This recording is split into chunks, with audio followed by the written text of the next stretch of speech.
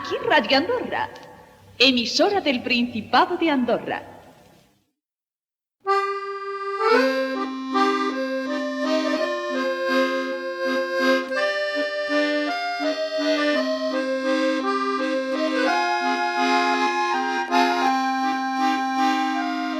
L'histoire racontée de Radio Andorre par Jean-Marc Prince.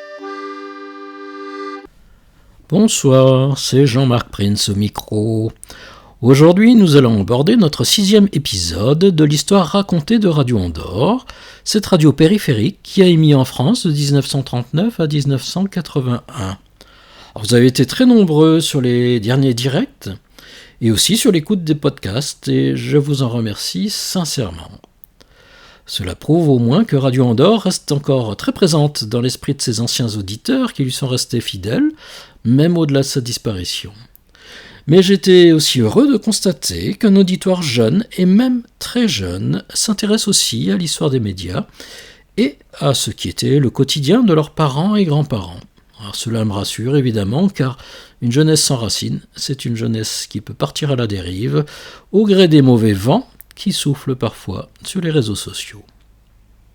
Alors ces épisodes abordent l'histoire de la station par période de 5 ans. Aujourd'hui, nous nous penchons sur la période 1965-1969. Alors si vous souhaitez écouter les épisodes précédents, leurs podcasts sont en ligne sur YouTube et sur Mixcloud. Il vous suffit de taper Aki Radio Andorra sur le moteur de recherche de ces sites pour trouver notre chaîne avec les podcasts de ces émissions, mais aussi d'autres émissions souvenirs et des archives radiophoniques de l'époque. En attendant, je vais brièvement vous résumer les épisodes précédents sur un fond musical extrait d'un grand film de 1968, Il était une fois dans l'Ouest, avec L'homme à l'harmonica de Ennio Morricone. Fondée en 1939 par un des patrons de la radio privée en France, le Toulousain Jacques Trémoulet, la station avait traversé la Seconde Guerre mondiale sans compromission et sans allégeance ni aux forces de l'Axe ni aux Alliés. Et sa neutralité fut considérée comme une trahison à la Libération. Ce fut en fait le prétexte officiel qu'évoqua le gouvernement français pour justifier les attaques incessantes contre la station. Mais en fait, la véritable raison était simplement qu'il n'avait jamais réussi à la contrôler, comme il l'avait fait avec les autres stations privées, dites périphériques, qui étaient Radio Luxembourg, Radio Monte-Carlo, et plus récemment Europe 1 et Andorre Radio, qui deviendra Radio des Vallées et la future Sud Radio. Après de nombreuses intimidations dans les années 50, des procès, brouillages, fermeture de la frontière andorrane, pression auprès des autorités de la principauté d'Andorre, le gouvernement français n'avait pas réussi à faire fermer la station, mais avait néanmoins imposé la création d'une radio concurrente sur le sol andorran, Andorre Radio.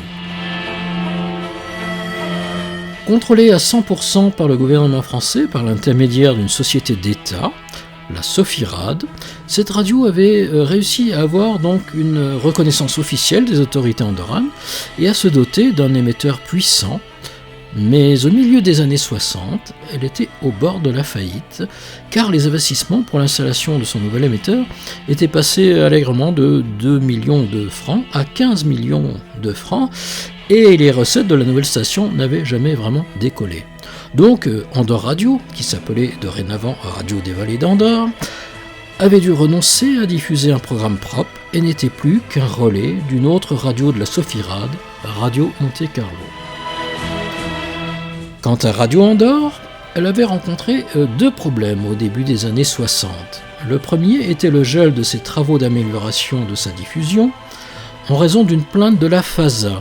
Alors la FASA, c'était la société de fourniture électrique de la principauté d'Andorre qui ordonnait l'arrêt des travaux en attendant une décision de justice. En effet, la FASA avait porté plainte, estimant que les ondes de cette nouvelle installation, qui se trouvait à proximité du lac d'Angoulasteur, pouvaient menacer la solidité du barrage de ce lac, qui y appartenait, ainsi que la santé de son gardien. Or, l'amélioration de la diffusion était devenue nécessaire à la survie de Radio Andorre, qui était dorénavant entouré en Europe de stations très puissantes qui avaient considérablement réduit sa zone d'écoute. Alors, le deuxième problème fut la volonté des autorités andorranes de réorganiser en 1961 la radiodiffusion sur leur territoire en signant 2 nouvelles conventions avec de nouvelles sociétés dans lesquelles les intérêts du Conseil général d'Andorre et des 2 coprinces devaient être préservés. Ainsi, ces sociétés devaient accorder dorénavant 25% de leur capital au Conseil général et 75% à des sociétés d'État espagnoles et françaises, comme la nationalité des 2 coprinces. En outre, une redevance conséquente sur les ventes d'espaces publicitaires devait désormais être versée au Conseil général. Alors pour Radio des Vallées, le schéma était simple, les 75% de la nouvelle société seraient détenus par la Sofirad. Pour Radio Andorre, la nouvelle réglementation imposait que ces 75% soient détenus par une société d'État espagnole, ce qui signifiait que le groupe Trémoulet était exclu de ce nouveau schéma. Mais Jacques Trémoulet, qui avait des relations de haut niveau en Espagne, puisqu'il était un proche de Serrano Suñer, le beau-frère de Franco, Jacques Trémoulet réussit à se mettre d'accord avec les Espagnols.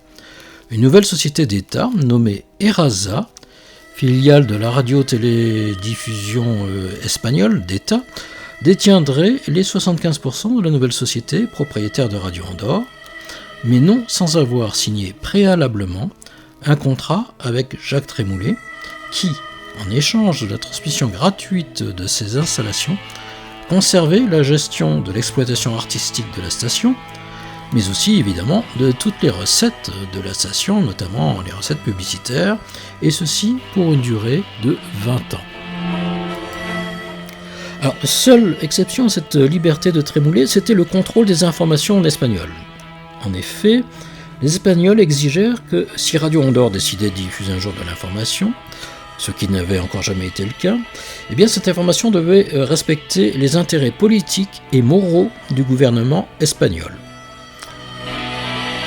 Cela signifiait en d'autres termes une censure de l'information. Alors Jacques Trémoulet, qui exploitait déjà plusieurs stations privées en Espagne, était habitué à cette censure imposée, et lors de la signature de ce contrat avec ERASA en 1961, eh bien, cette clause ne servait à vrai dire à rien, puisque Radio Andorre ne diffusait à cette époque aucune information, ni en français, ni même en espagnol. En outre, l'application de ce contrat était soumise à une clause qui imposait préalablement que la situation administrative et juridique de la radiodiffusion en Andorre devait être améliorée et mise en place. Or, ce que Jacques Trémoulet avait anticipé, c'était justement que cette réforme de la radiodiffusion en Andorre ne serait jamais mise en place. Ce qui lui permettait de dénoncer, quand il l'aurait décidé, son contrat avec ERASA, et donc de récupérer automatiquement, comme le prévoyait le contrat, les installations de la station. En effet, si 2 nouvelles conventions de 20 ans furent bien signées entre le Conseil général et la Sofirad pour Radio des Vallées, et ERASA pour Radio Andorre, eh bien ces conventions ne seront jamais ratifiées par les coprinces, et surtout, elles ne seront jamais mises en place, puisque les nouvelles sociétés ne seront jamais créées, que le Conseil général n'aura donc jamais ses 25% de contrôle des radios, et puis surtout, jamais aucune subvention de versée. Et à cette époque, il faut bien admettre que l'administration de l'Andorre, principauté qui ne prélève aucun impôt, est très désorganisée, sinon, on va dire, quasi inexistante. Donc, si on résume la situation, à l'aube de cette année 1965, Jacques Trémoulet continue de gérer Radio Andorre, comme par le passé, avec la bénédiction du gouvernement espagnol et le mutisme des autorités andorranes. Mais la situation juridique reste quand même précaire, car elle repose désormais sur 2 nouvelles conventions qui n'ont pas été mises en place et qui sont donc contestables, mais que personne ne va dénoncer devant la justice. Par ailleurs, la propriété même de Radio Andorre sera ambiguë, puisque pour Jacques Trémoulet, le contrat qui le lie avec ERASA est devenu caduc.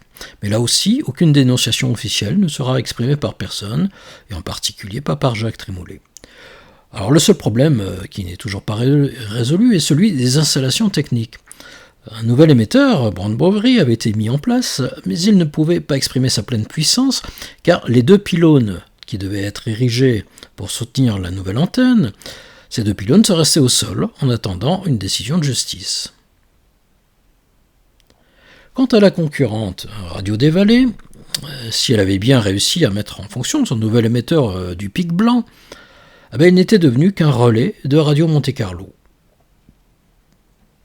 Enfin, quant à l'audience, après une baisse progressive mais continuelle de son audience en raison des conditions de réception, Radio Andorre avait réussi à la stabiliser grâce au nouvel émetteur Brand Boveri et à de gros investissements humains au niveau des programmes, et la station dominait toujours très largement sa concurrente Radio des Vallées, dont l'audience venait d'ailleurs maintenant juste gonfler celle de Radio Monte-Carlo.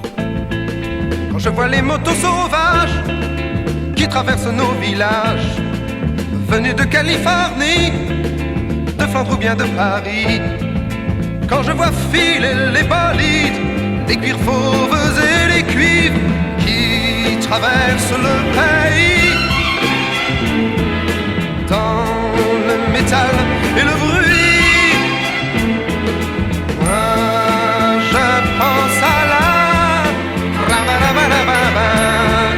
cavalerie, moi je pense à la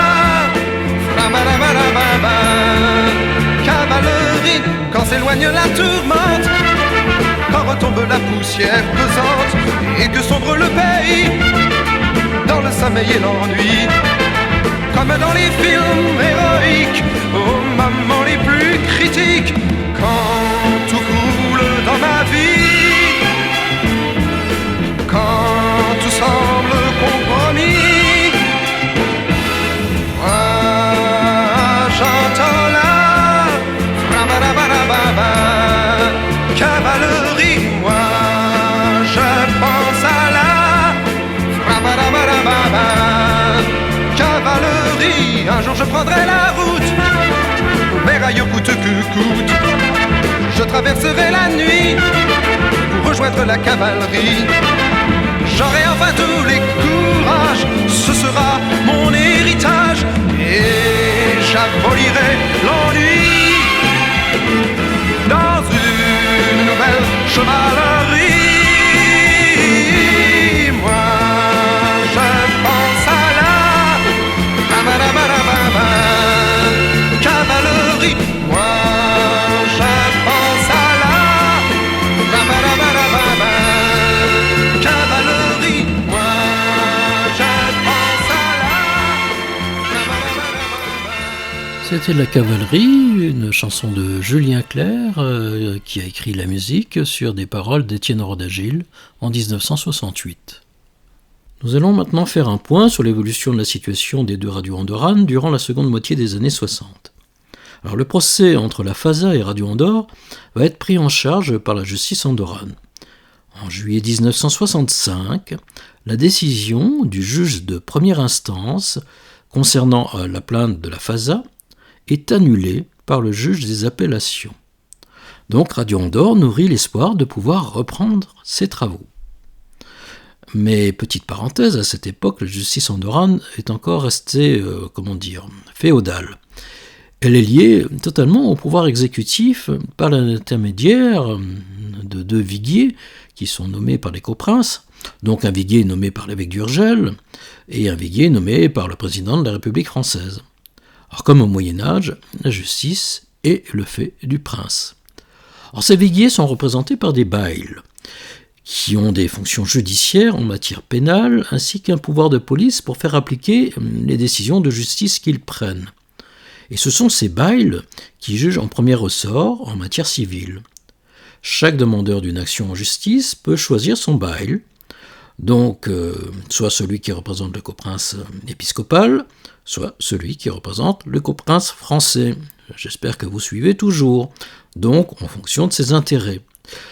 L'appel des sentences, des baïles, est le plus souvent porté devant un juge dit juge des appellations, qui est nommé alternativement par le coprince français ou par le coprince épiscopal. Donc là, en fonction de la période durant laquelle une action est engagée, soit elle est jugée dans les intérêts de la France, soit elle est jugée dans les intérêts de l'Espagne. Et c'est donc ce juge des appellations qui va être défavorable à la FASA et qui va annuler la décision du bail français.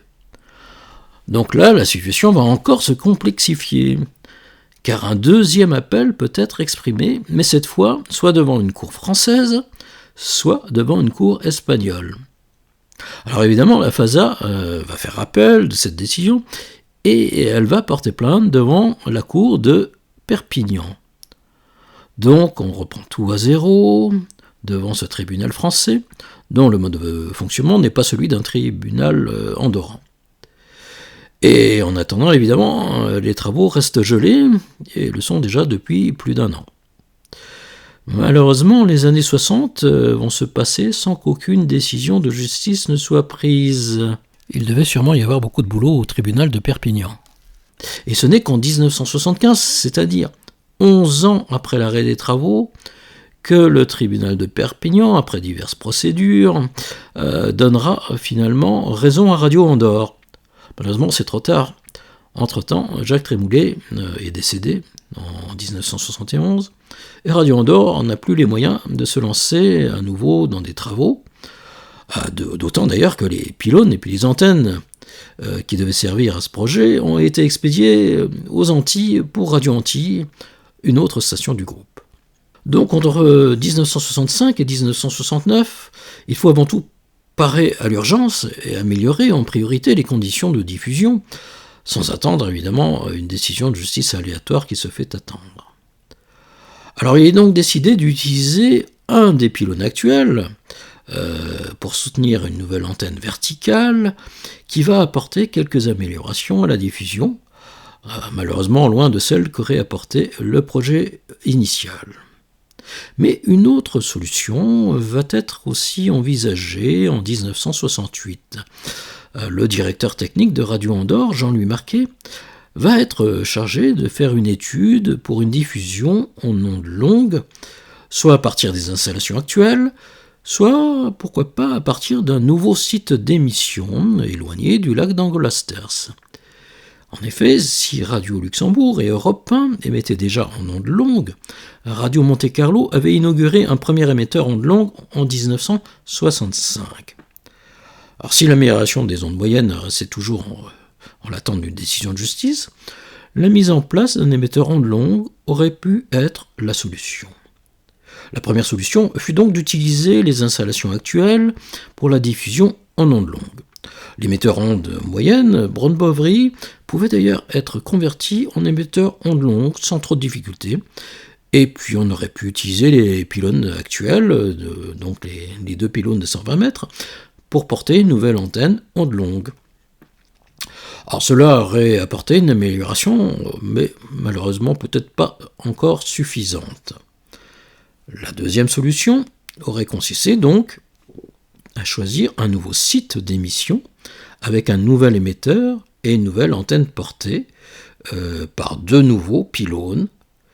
Donc 4 sites d'émission vont être prospectés par Jean-Louis Marquet, et cette solution aurait eu l'avantage de pouvoir installer un émetteur de 1000 kW sur un site de haute altitude et donc de bénéficier d'un vrai confort d'écoute sur une grande partie de la France. Malheureusement, cela aurait impliqué une nouvelle fois des travaux gigantesques et coûteux.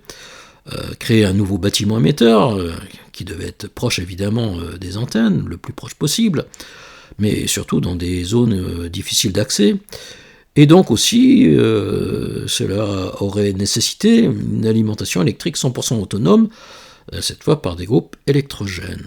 Alors des devis furent lancés et un prévisionnel de dépenses établi. Alors en théorie, cette solution aurait permis à Radio Andorre de sortir définitivement d'affaires. Mais le risque restait quand même grand. La station pouvait-elle supporter à nouveau un tel investissement, alors qu'elle avait déjà supporté les coûts de lourds travaux entre 1960 et 1964 ? L'expérience de Sud Radio était là pour témoigner que la maîtrise des coûts n'était pas toujours évidente.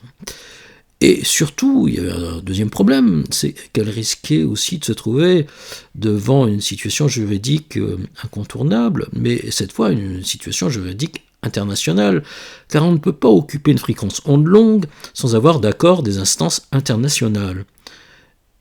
Et puis qui pour représenter les intérêts de Radio Andorre devant ces instances ? Il faut rappeler que seuls les États peuvent être représentés, pas du tout les groupes privés. Alors, le problème, c'est que l'Andorre, la principauté d'Andorre, n'était pas représentée dans ces instances. Donc, impossible de demander à la France, évidemment, qui avait tout fait pour nuire aux intérêts de Radio Andorre. Et puis, un peu délicat et difficile de demander à l'Espagne de le faire sans que cela donne une véritable légitimité au contrat signé en 1961 entre Jacques Trémoulet et Eraza. Donc, devant un nouveau risque financier, et puis aussi juridique, qui aurait pu être cette fois fatal à la survie de la station, eh bien le projet sera abandonné, enfin provisoirement.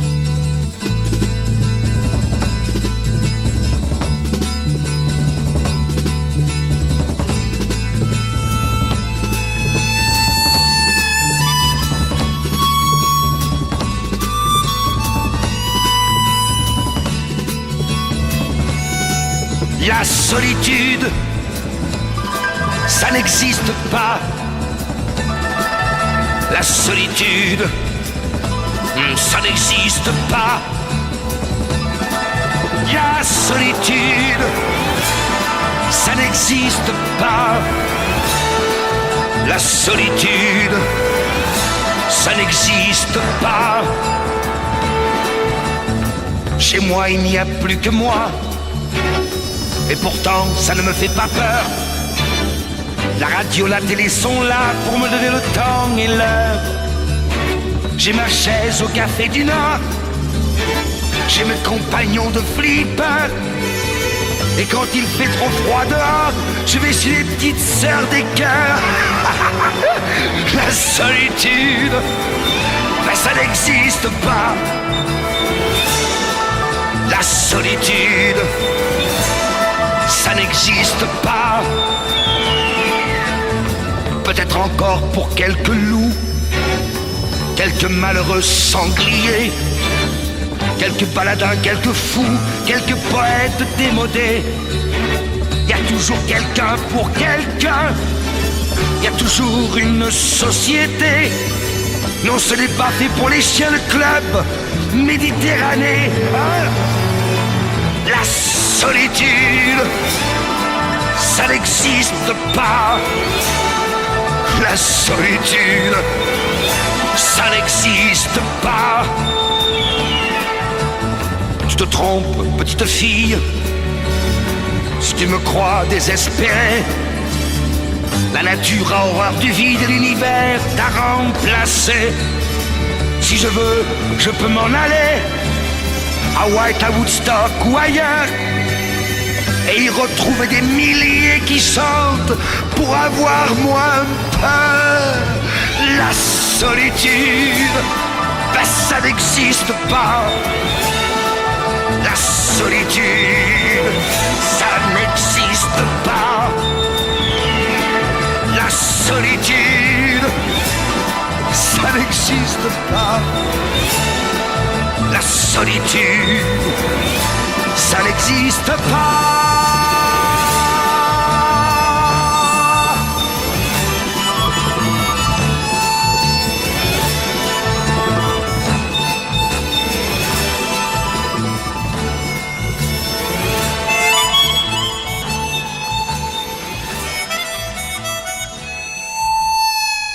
Décidément, beaucoup d'harmonica aujourd'hui dans notre programme musical. C'était bien sûr Gilbert Bécaud dans La solitude, ça n'existe pas en 1969. Dans les années 60, on peut dire que cet artiste était à son apogée. Rien que durant cette décennie 60, on lui doit d'immenses tubes comme Et maintenant, Dimanche à Orly, Quand il est mort le poète, Le petit oiseau de toutes les couleurs, L'important c'est la rose, rien que ça. On ne l'entend plus beaucoup aujourd'hui sur les ondes, c'est dommage. Nous allons cette fois faire un petit tour du côté de la radio des Vallées, la future Sud Radio, qui avait dû renoncer à son programme local en 1964 et qui n'était devenu donc qu'un relais de Radio Monte-Carlo. La Sophie-Rad, qui en était propriétaire, a obtenu de l'État français en 1965 une nouvelle rallonge budgétaire pour relancer la station. En effet, ce lourd investissement pour la construction de son émetteur du Pic Blanc n'avait pas été fait pour se contenter de relayer Radio Monte-Carlo. Le but restait toujours d'actualité, c'est-à-dire étouffer Radio Andorre et son propriétaire Jacques Trémoulet, par la même occasion. La station disposait dorénavant d'un émetteur moderne et puissant, qui pouvait toujours encore être amélioré d'ailleurs, amélioré en puissance, sans grands investissements. Et puis elle bénéficie aussi maintenant d'une situation juridique stable, au moins jusqu'en 1981. En revanche, il lui fallait retrouver un programme autonome digne de ce nom, et surtout un auditoire fidèle, seul gage pour attirer des annonceurs et concurrencer véritablement Radio Andorre. Or de ce côté, il fallait donc tout reprendre à zéro, car l'auditoire s'était habitué à écouter les programmes de RMC, ou était revenu tout simplement sur Radio Andorre. Et du côté des recettes publicitaires, c'était le néant. En octobre 1965, la Sophie-Rad signe un accord avec la régie publicitaire du groupe Havas, qui s'appelle Information et Publicité, autrement dit IP. Cette régie bénéficie déjà d'une longue expérience en matière de publicité et de programmes radiophoniques, puisqu'elle fut une des principales régies d'avant-guerre des radios privées de l'époque, et déjà principale concurrente de la régie du groupe Trémoulet à cette époque. Elle est aujourd'hui la régie publicitaire de Radio Luxembourg, à laquelle elle s'apprête aussi à donner un nouveau souffle en changeant ses programmes et son nom, puisque Radio Luxembourg va devenir RTL en 1966. Alors un nouveau directeur est nommé à la tête de Radio des Vallées. C'est Jean-Christophe Barbet. Alors c'est un haut fonctionnaire, ancien président du Centre d'information civique et ancien membre du cabinet du général de Gaulle. Et s'il n'a pas les qualités en matière artistique pour élaborer le programme d'une radio, eh bien, il a quand même les qualités d'un gestionnaire qui sait déléguer son pouvoir aux mains de personnes compétentes. Et donc, il va faire appel à la régie IP, donc Information et Publicité, pour établir une nouvelle grille de programme. Après la révolution Europe 1, Radio des Vallées ne peut plus se contenter d'un programme vieillot du passé.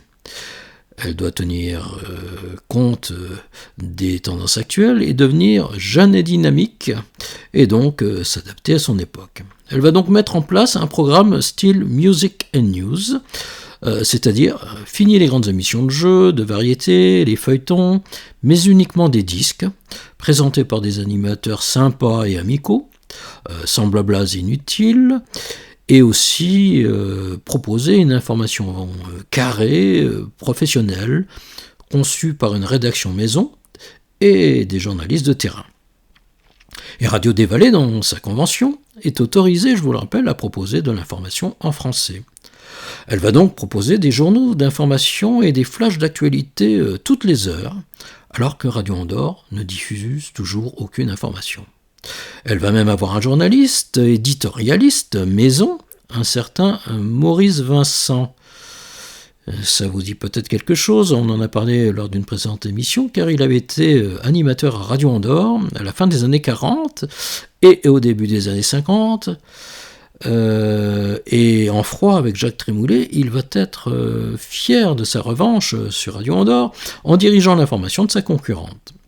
Alors, ce sera le premier d'une longue série qui passera donc de Radio Andorre à Radio des Vallées. La station va aussi embaucher quelques animateurs qui vont rapidement devenir les vedettes de l'antenne, comme Marie-Ange Roy, la nouvelle voix féminine de la station Radio des Vallées. Et comme RTL, qui embaucha un DJ anglais appelé le président Roscoe en 1967, eh bien la station va confier ses émissions pour la jeunesse à un jeune DJ nommé Jean-Michel Stewart, vedette des discothèques de la région et qui deviendra vraiment un des premiers grands DJ français. La French Touch était née, alors que David Guetta, à cette date, vient juste au monde. Pas au monde de la discothèque, au monde tout court. Donc le 8 novembre 1965, les nouveaux programmes sont lancés sur les ondes de la station. En août 1966, alors que Radio Luxembourg est devenue RTL, Radio des Vallées devient Sud Radio. Désormais, on ne cherche plus à imiter Radio Andorre, mais bien au contraire à s'en éloigner le plus possible. Donc le nom doit être plus ambitieux, plus percutant, et ne plus évoquer l'Andorre, mais bien le sud de la France, là où se trouve d'ailleurs son auditoire potentiel et ses annonceurs. Alors, l'ironie du sort, c'est que ce nom de Sud Radio est le nom que Radio Andorre avait proposé à sa concurrente dès 1958, alors qu'elle s'appelait encore Andorre Radio, ce qui générait beaucoup de confusion dans l'esprit de tout le monde, et que Radio Andorre recevait le courrier de Andorre Radio et inversement. Alors Sud Radio va aussi ouvrir son premier bureau à Toulouse, même si pour l'instant les studios restent en Andorre. Et cerise sur le gâteau, Sud Radio inaugure en août 1966 même une petite fréquence FM sur le 98.9 MHz pour couvrir Andorre-la-Vieille, ce qui est pour cette époque tout à fait exceptionnel et qu'aucune radio privée ne propose encore. La station va très vite gagner en popularité. Et en 1967, elle va inaugurer pour la période d'été un studio décentralisé à Canet-Plage, animé par ce fameux Jean-Michel Stewart, qui ne donne d'ailleurs que son prénom à l'antenne. Et oui, la première à s'installer à Canet-Plage ne fut pas Radio Andorre, mais Sud Radio. Bon, l'expérience ne durera pas très longtemps, juste 2 ans, car Sud Radio se brouillera avec la municipalité de Canet-Plage, qui fera appel à Radio Andorre pour la remplacer en 1969. Alors, quelle réussite pour cette relance ? Eh bien, malheureusement, pour Radio Andorre, il faut bien se rendre à l'évidence qu'en l'espace de 3 ans, Sud Radio ne va pas cesser de grignoter sérieusement l'auditoire de Radio Andorre. Et en 1968, Sud Radio gagne la bataille de l'audience. Elle dépasse Radio Andorre en nombre d'auditeurs dans les sondages nationaux.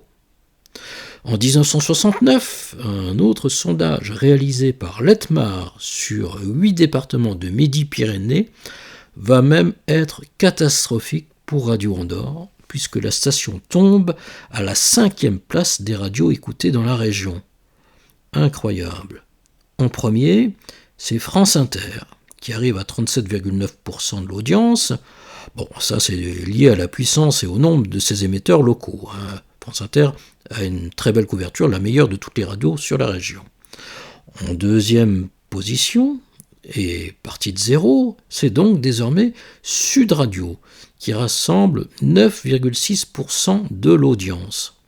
Alors curieusement, alors qu'on le capte difficilement dans la région, le programme d'Europe 1 arrive quand même à drainer 4,1% de l'auditoire, ce qui est pas mal pour une radio qu'on entend dans de mauvaises conditions. Et elle est suivie de Radio Monte-Carlo avec 2,7%. Et ce n'est donc qu'en 5e position que Radio Andorre arrive avec des malheureux 2,1% de l'auditoire. Alors c'est une douche froide pour Radio Andorre. Elle enregistre là le résultat vraiment le plus catastrophique de son histoire. Et d'ailleurs elle va contester ce sondage, qui pour elle n'est pas du tout significatif. D'ailleurs désormais la station va effectuer ses propres sondages. Bon, après tout on n'est jamais aussi bien servi que par soi-même. Mais même à travers ses propres sondages, Radio Andorre va évaluer désormais son auditoire à 2 680 000 auditeurs, alors que les sondages nationaux de 1957 attribuaient encore plus de 7 millions de personnes à la station.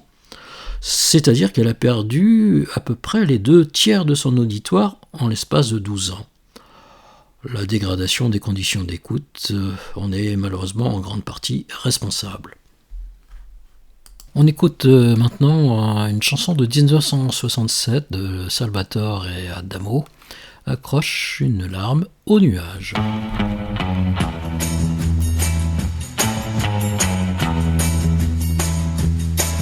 Accroche une larme au nuage et laisse le vent l'emporter.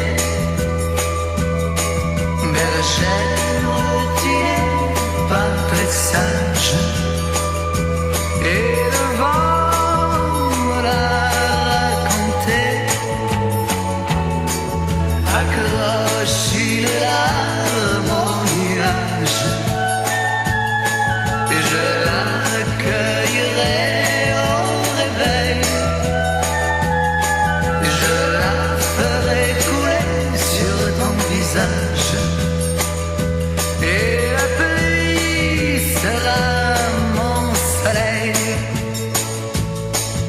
Le vent n'ose plus me parler de toi. Il ne connaît que des refrains sans joie. Il s'est blotti dans le creux de ma main pour se cacher en attendant demain. Accroche une larme au nuage pour que le vent se mette à danser. Et je lui donnerai comme gage de courir, te couvrir de mes baisers. Accroche une larme au nuage et au désert la rose fleurira. Et même si ce n'est qu'un mirage, elle est si belle que j'y crois déjà. Accroche une larme au nuage et laisse le vent l'emporter. Bergère, tu n'es pas très sage et le vent me l'a raconté. Et le vent me l'a raconté. Et le vent me l'a raconté.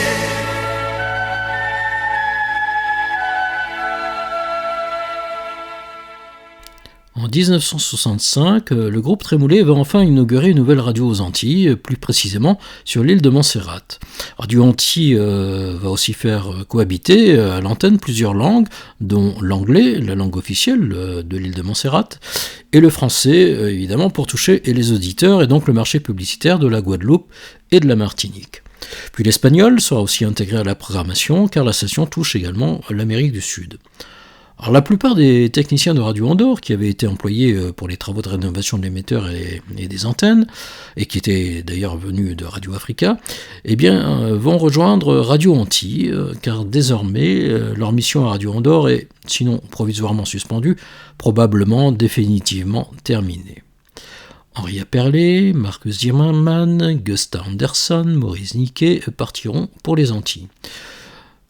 Du côté des animateurs, les propositions de rejoindre Radio Antilles vont être nombreuses aussi, mais peu vont y répondre positivement, à commencer par André-Philippe Arrovas ou notre ami Georges Malteau. Alors, le patron, Jacques Trémoulet, n'offrait qu'un aller simple, ce qui en refroidissait plus d'un. Et le fait de refuser cette proposition généreuse de mobilité n'était pas pour plaire au patron, qui voyait à travers cela un manque d'ambition, voire une raison de mettre fin à toute collaboration. Bon, j'insiste souvent sur les qualités de visionnaire de Jacques Trémoulet, sur son don de saisir la moindre opportunité ou de transformer les problèmes en solutions, mais je crois qu'il ne devait pas être très facile d'être son collaborateur, car il exigeait une soumission totale et un engagement aveugle et sans limite. Alors je ne l'ai jamais croisé dans ma vie, mais je crois franchement que je n'aurais pas voulu être son employé. Bon, là c'est juste une petite considération personnelle. Donc d'autres vont accepter l'expérience Radio Antilles, comme Jean-François Vasseur, comme on l'a vu, mais aussi le talentueux Jacques Lalanne, reporter, animateur, créateur de la revue Bonjour les amis, graphiste des publicités Radio Andorre. Alors si Jean-François Vasseur va quitter au bout de 2 ans Radio Antilles pour rejoindre Sud Radio, eh bien Jacques Lalanne ne va y rester que quelques mois et va lui revenir à Radio Andorre. En fait, il n'était pas fait du tout pour vivre sur une île à l'horizon peut-être lointain, mais au périmètre trop restreint pour ne pas s'y ennuyer rapidement. Et en plus, on avait vraiment besoin de lui et de son talent en métropole. Donc Jacques Trémoulet va consacrer son énergie désormais à lancer son nouveau bébé Radio Antilles, et peut-être commencer à se désintéresser du sort de Radio Andorre, qu'il n'y avait toujours procuré que des tracas, et assez peu de retours sur investissement, surtout depuis ce malheureux épisode de la rénovation des antennes stoppée par la justice.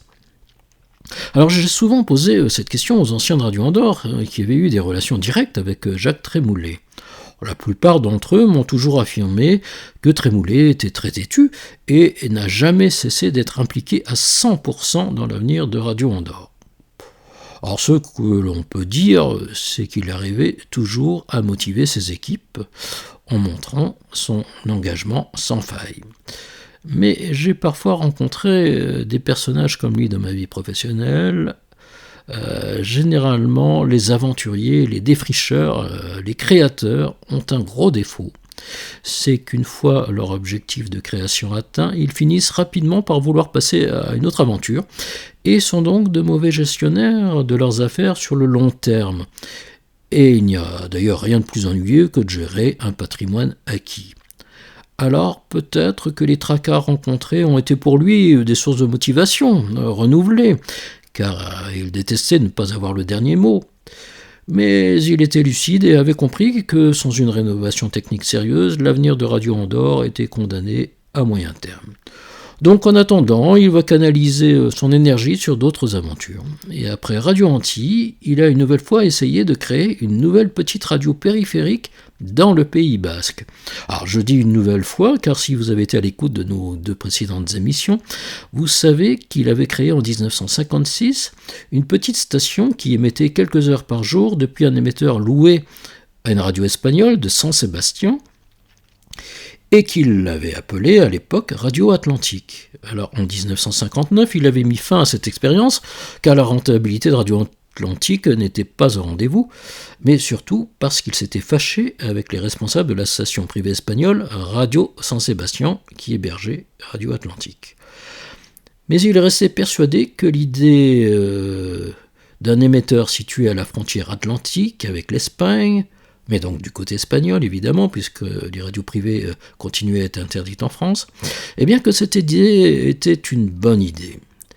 Car ainsi il pouvait ratisser le marché publicitaire de l'extrémité sud-ouest de la France, donc de l'Aquitaine, et en particulier du Pays Basque et des Landes, où les stations périphériques RTL, Europe 1, Radio Monte Carlo étaient totalement inaudibles, et où Sud Radio et Radio Andorre étaient captés avec difficulté en raison de la forêt des Landes qui, paraît-il, absorbait les ondes et posait des difficultés de réception.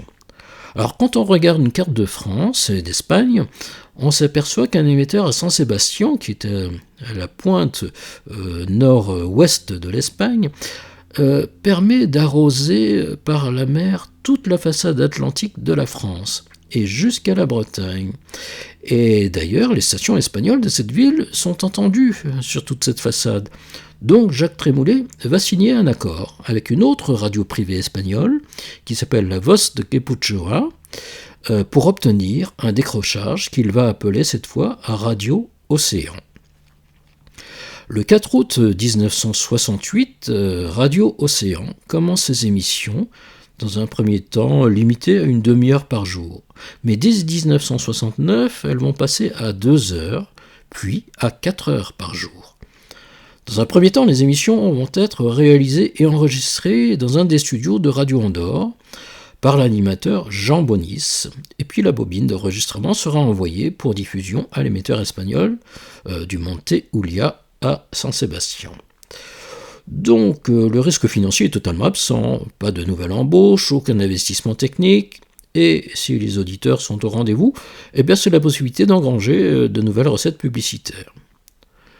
Nous aurons l'occasion de revenir sur le développement de cette radio dans notre prochaine émission. Mais en attendant, elle constitue une première réponse à la faiblesse de la couverture de Radio Andorre en Aquitaine, et offre une nouvelle concurrence à Sud Radio en proposant une meilleure qualité d'écoute en Aquitaine et des émissions destinées aussi bien aux populations locales qu'aux très nombreux touristes de la côte atlantique. Et puis le choix de Jean Bonis, animateur très populaire auprès de la jeunesse, n'est pas non plus le fait du hasard. Alors, si on revient sur la personnalité de Jacques Trémoulet, je ne sais pas ce que vous en pensez. Mais cela me conforte dans le fait qu'au lieu de se focaliser sur le problème des conditions de diffusion de Radio Andorre, auquel il ne va finalement apporter aucune solution concrète et surtout efficace, eh bien il va contourner le problème en cherchant des recettes à travers de nouvelles aventures aux Antilles et au Pays Basque.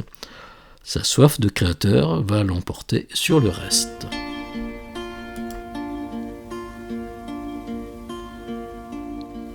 Tu commences ta vie tout au bord d'un ruisseau. Tu vécus de ces bruits qui courent dans les roseaux, qui montent des chemins que filtrent les taillis, les ailes du moulin, les cloches de midi, soulignant d'un sourire la chanson d'un oiseau. Tu prenais du plaisir à faire des ronds dans l'eau. Aujourd'hui tu ballottes dans des eaux moins tranquilles. Tu t'acharnes et tu flottes, mais l'amour où est-il? L'ambition avait loin, l'ambition est un culte. Tu voudrais que ta voix domine le tumulte. Tu voudrais que l'on t'aime un peu comme un héros, mais qui saurait quand même faire des ronds dans l'eau.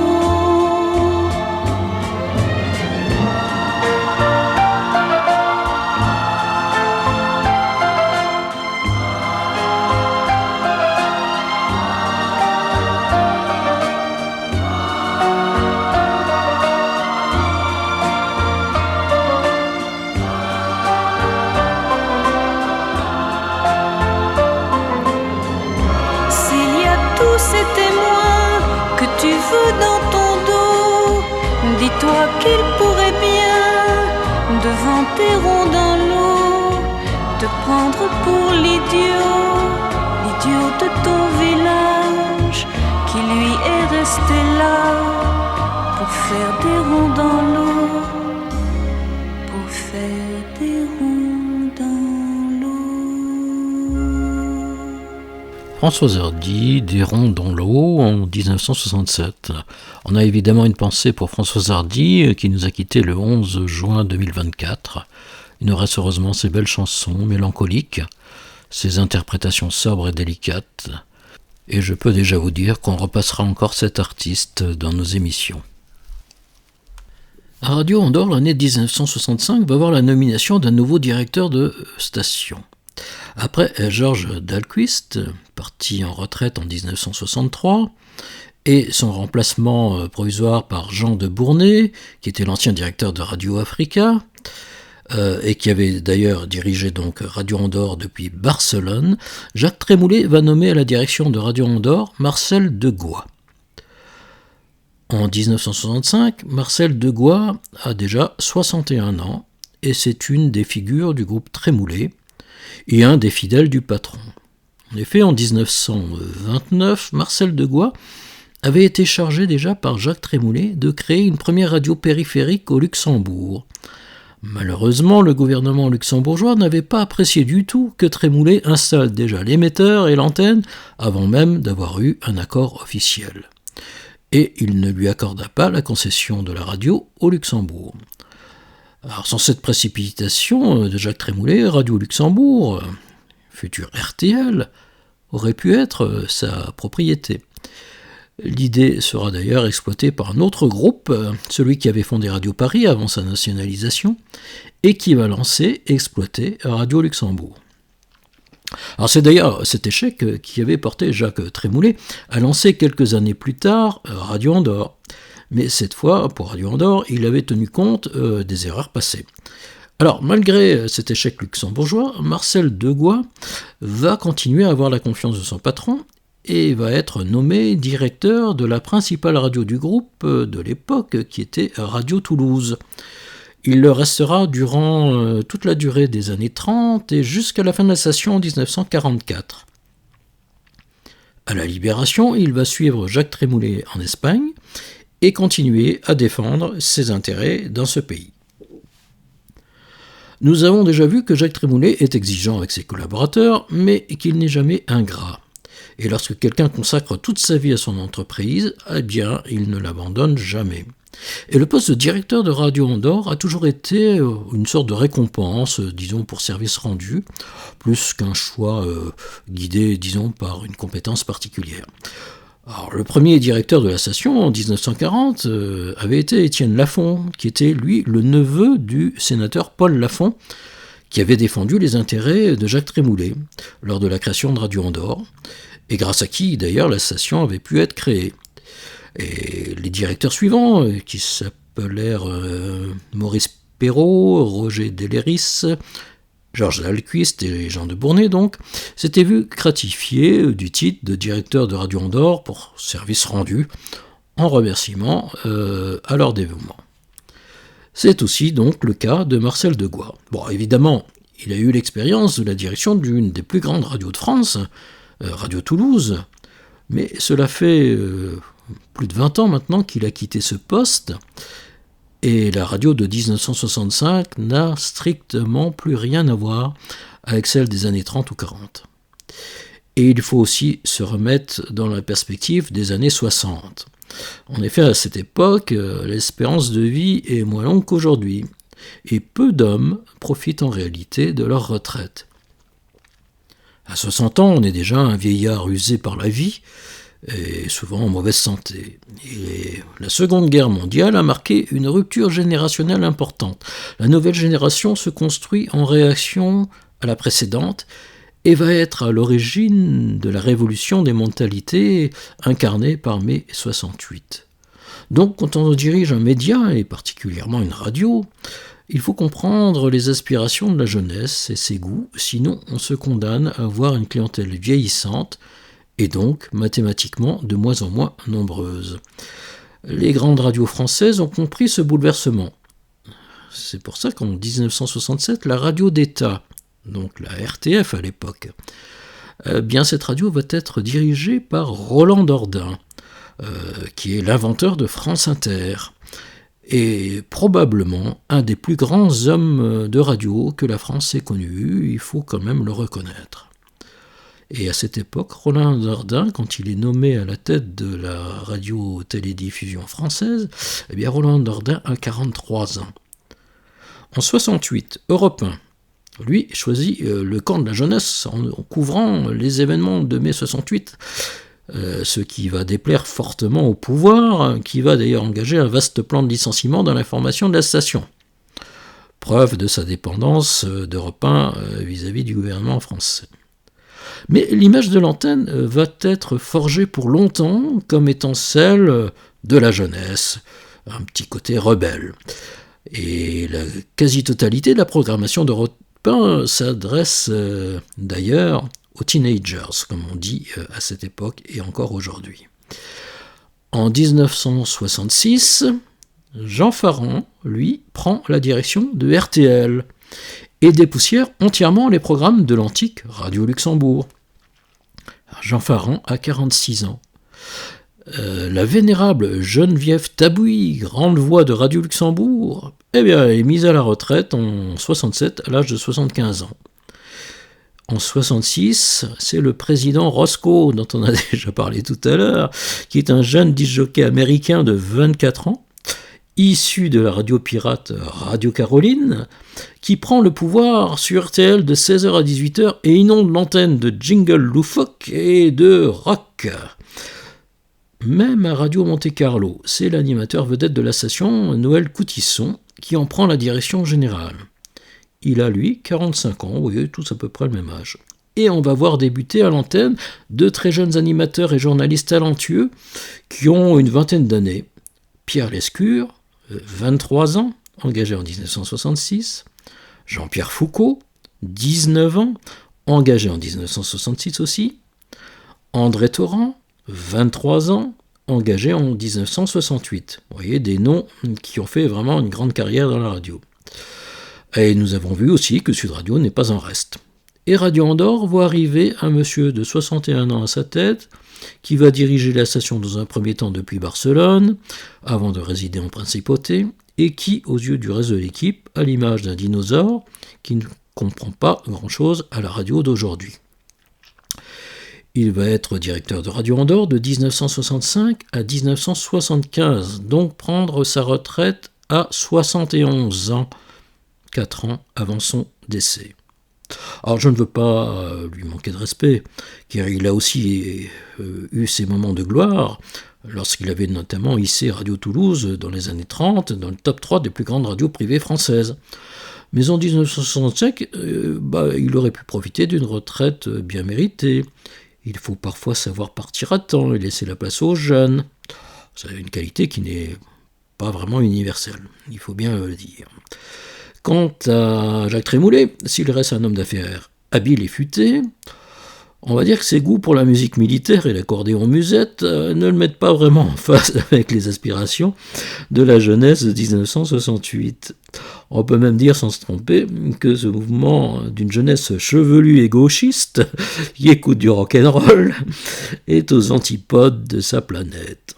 Alors, heureusement, Jacques Trémoulet et Marcel Degois ont quand même une grande qualité, et c'est qu'ils ont eu l'intelligence de déléguer la conception des programmes à Gilles Marquet, qui n'a à l'époque que 35 ans, en 1965, et qui va, en tant que directeur des programmes, faire évoluer Radio Andorre, heureusement, et donner leur chance à de nombreux jeunes animateurs, dont certains vont faire carrière dans ce métier, comme on va le voir après le prochain disque. Les années 60 vont voir l'émergence de la musique anglo-saxonne partout dans le monde occidental. Les plus grands groupes de rock et de pop music vont naître durant cette décennie, comme les Beatles, qui naissent à Liverpool en 1962. Mais en 69, ils enregistrent déjà leur dernier disque avant leur séparation. De même, les Rolling Stones, eux aussi, apparaissent en 1962, mais en 2024, ils sont toujours sur scène. Alors, ces deux groupes vont marquer définitivement le rock de leur empreinte, mais d'autres groupes qui n'évoquent probablement plus rien pour les générations actuelles vont aussi faire leur apparition, comme The Who et leur leader Roger Daltrey, ou The Doors, qui sont nés en 1965 et dissous en 1973, après la disparition prématurée de leur chanteur Jim Morrison. Né eux aussi en 1965, le groupe Pink Floyd va être caractérisé par sa musique psychédélique et planante, surtout d'ailleurs dans les années 70, mais à leur début, ils seront plus rock, avec un tempo plus rythmé. Je vous propose donc d'écouter un petit mix que je vais improviser devant vos oreilles. Vous allez pouvoir entendre Pink Floyd dans un morceau assez peu connu qui est Arnold Lane, puis The Doors avec Light My Fire, et enfin The Who avec See Me, Feel Me, Listening to You. Aquí Radio Andorra, emisora del Principado de Andorra.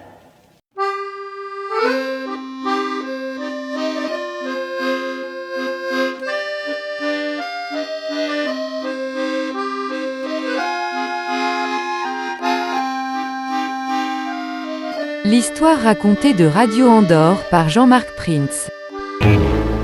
Arnold Lane had a strange hobby,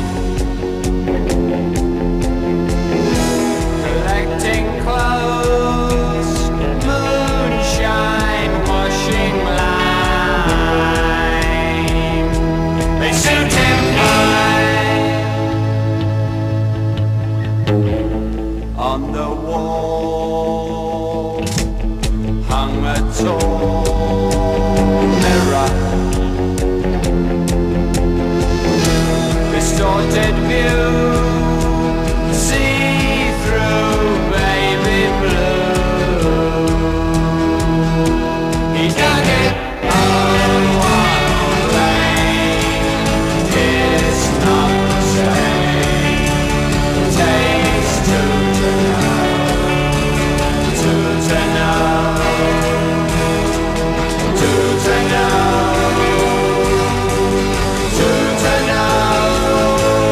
Why can't you see?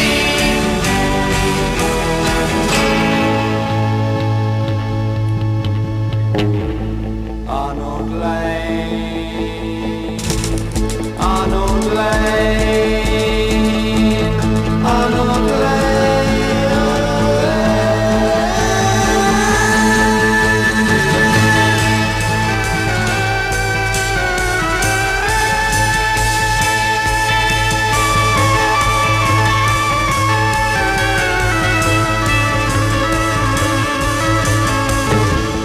Now he's caught, a nasty sort of person.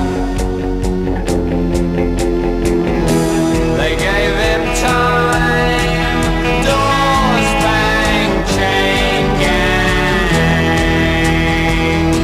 He hated, oh, Arnold Lane is not the same. Takes two to know, two to know, two to know, two to know. Why can't you see?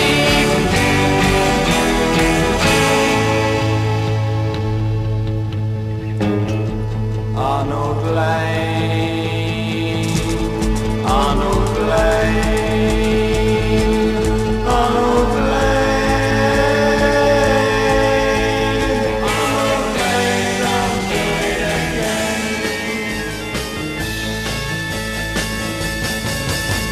You know that it would be untrue. You know that I would be a liar if I was to say to you, girl, we couldn't get much higher. Come on, baby, light my fire. Come on, baby, light my fire. Try to set the night on fire. The time to hesitate is through.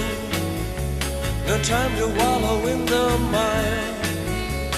Try now, we can only lose, and our love become a funeral pyre. Come on, baby, light my fire. Come on, baby, light my fire.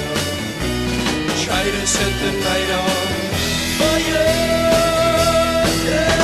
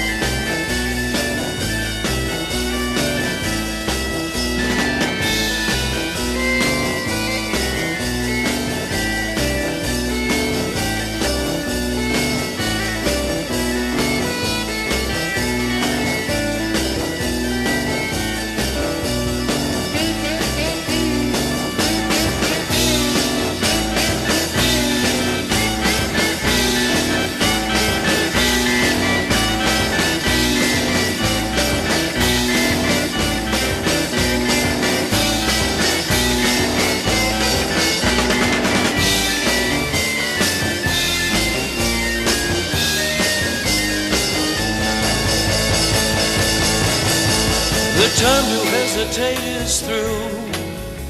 No time to wallow in the mire. Try now, we can only lose. And our love become a funeral pyre. Come on, baby, light my fire. Come on, baby, light my fire. Try to set the night on fire. Yeah. You know that it will be untrue. You know that I would be a liar if I was to say to you, girl, we couldn't get much higher. Come on, baby, light my fire. Come on, baby, light my fire. Try to set the night on fire. Try to set the night on fire. Try to set the night on fire. Try to set the night on fire.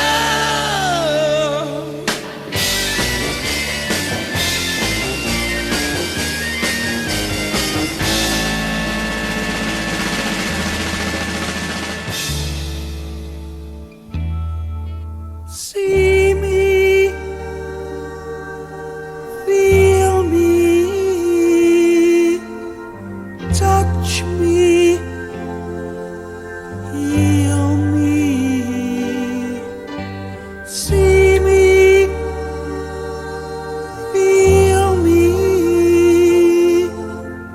touch me, heal me.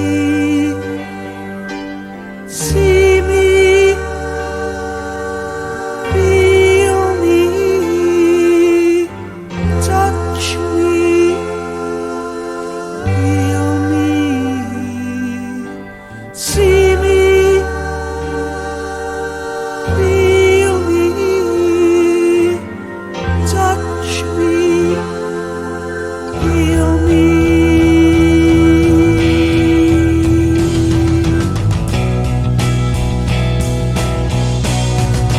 Listening to you, I get the music. Gazing at you, I get the heat.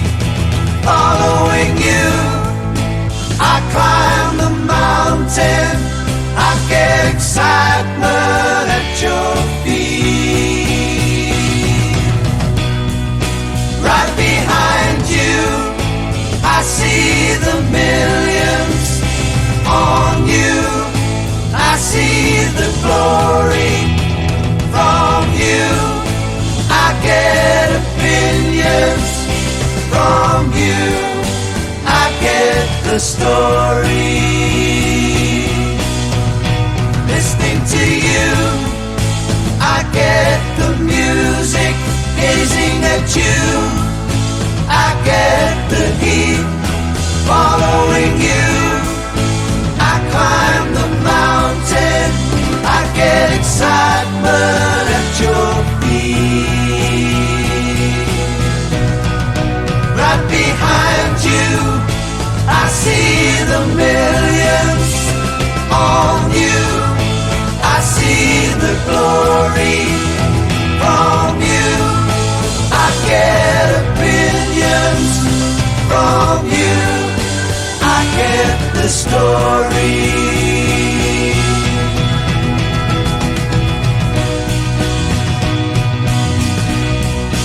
Listening to you, I get the music. Gazing at you, I get the heat. Following you, I climb the mountain. I get excitement at your feet.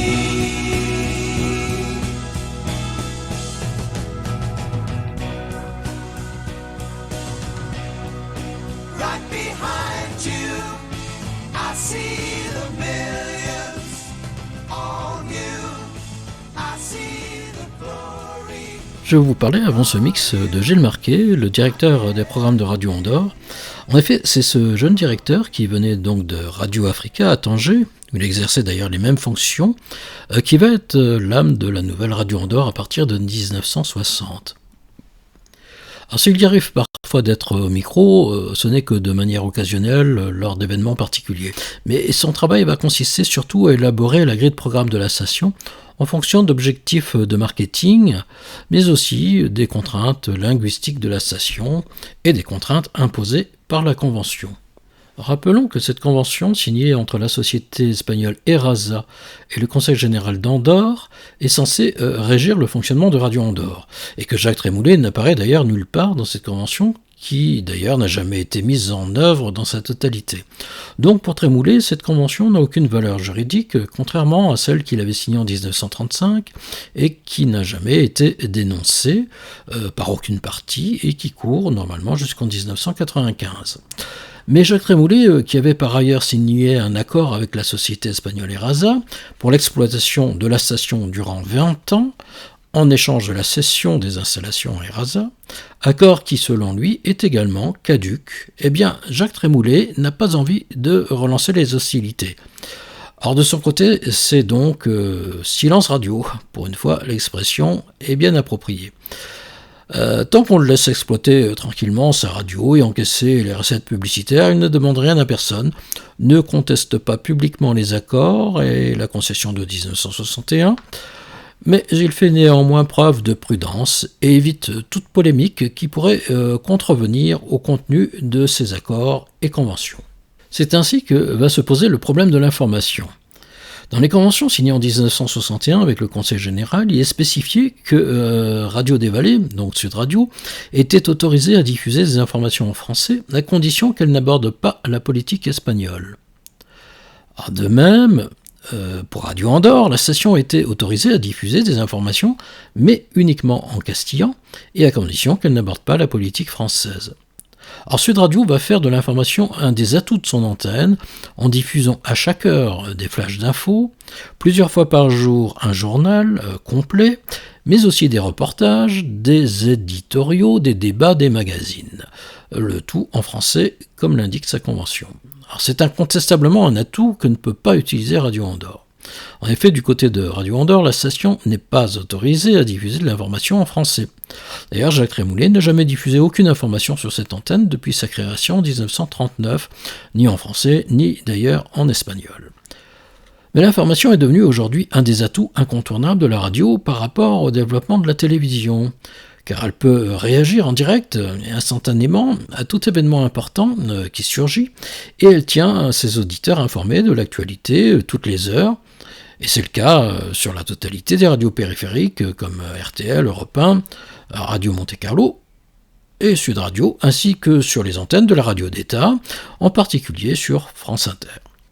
Il est important pour une radio de diffuser de l'information pour éviter que ses auditeurs aillent la chercher ailleurs. Mais Jacques Trémoulet préfère jouer la carte de la prudence et continuer à ne pas diffuser d'informations en français, pour ne pas provoquer d'éventuelles contestations qui amèneraient à rouvrir le dossier juridique qu'il vaut mieux laisser dormir. Donc, toujours aucune information en français sur Radio Andorre, mais théoriquement, la station est autorisée à diffuser des informations en castillan. Mais là, c'est l'accord signé entre Jacques Trémoulet et ERASA qui aborde ce sujet. Alors, si Radio Andorre décide de diffuser des informations en espagnol, ces informations ne doivent en aucun cas contester ou nuire à la politique du gouvernement espagnol, ni aux intérêts moraux de l'Espagne, guidée par la foi catholique. Et pour assurer ce contrôle, la radio-télévision d'État espagnole est autorisée à déléguer une personne sur place en Andorre pour bien veiller à ses obligations. C'est-à-dire donc à censurer toutes les informations. Alors Jacques Trémoulet est déjà familiarisé avec cette censure, car il exploite des radios privées en Espagne, et cette règle s'y applique. D'ailleurs, en Espagne, les radios privées n'ont aucune rédaction et aucun journaliste, car ce sont les mêmes bulletins officiels de la radio d'État qui sont diffusés sur toutes les radios du pays, qu'elles soient privées ou publiques. Et chaque radio est également soumise à une censure qui ne l'autorise pas à avoir une attitude hostile envers le pouvoir franquiste. Donc en 1966, Trémoulet va décider de diffuser des flashs d'information en castillan durant les émissions espagnoles du soir et même un petit peu avant, dès 20h30. Mais bien qu'il estime que son contrat avec Erasa est caduc, il va néanmoins décider de ne pas contrevenir aux obligations qui y figurent. Et il va se mettre d'accord avec la radio-télévision espagnole, dont Erasa est donc une filiale, sur la procédure suivante. Les informations proviendront exclusivement de l'agence d'information officielle espagnole, EFE, qui est une courroie de transmission du gouvernement espagnol, donc qui diffuse la même information centralisée pour tous les organes de presse espagnols. Andorre n'étant pas doté de télétype, et refusant d'ailleurs d'en installer pour ne pas aggraver sa dépendance de ses voisins, ces nouvelles seront envoyées à la CO d'Urgell, qui est la ville frontalière espagnole, sur un télétype qui est installé dans le bureau de l'avocat de Radio Andorre. Alors chaque soir, le chauffeur de Radio Andorre ira chercher les dépêches de l'EFE à la CO d'Urgell pour les ramener à la station. Mais ce n'est pas tout. Un censeur officiel sera désigné par la RTVE et délégué de manière permanente à Andorre-la-Vieille pour relire entièrement ses dépêches, les rectifier si besoin et délivrer officiellement le contenu du flash d'information qui pourra être lu à l'antenne par l'animateur ou l'animatrice espagnole sans en changer une virgule. Donc Radio Andorre va dorénavant pouvoir diffuser des bulletins d'information en castillan chaque soir à 20h30, 21h30, 22h30 et 23h30. Le censeur se rendra à la station en début de soirée pour faire son travail de censeur, mais il aura pour consigne de ne pas sympathiser ou communiquer avec l'équipe de la station, mais juste de remettre en main propre le bulletin d'information à l'animateur de service. Bon, tous les animateurs de cette époque se souviennent de ce monsieur discret qui venait tous les soirs, qui ne disait bonjour à personne, et à qui le chauffeur de la station remettait toutes les dépêches du jour, déjà censurées à la source. Il les lisait, les triait et sélectionnait celles qui seront lues à l'antenne. Mais en réalité, il n'y avait rien à censurer puisque tout provenait de l'agence de presse officielle contrôlée par le gouvernement espagnol.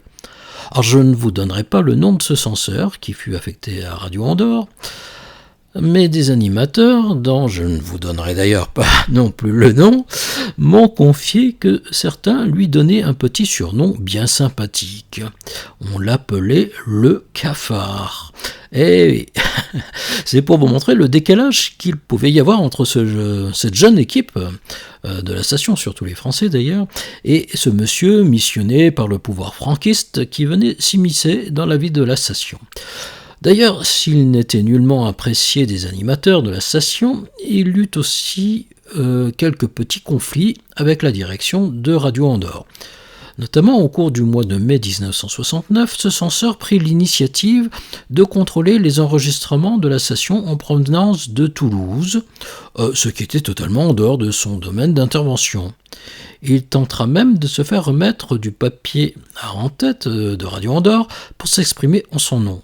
Enfin, il réécrira une rubrique rédigée par l'avocat de Radio Andorre pour annoncer le départ du coprince épiscopal Ramon Iglesias Invarri.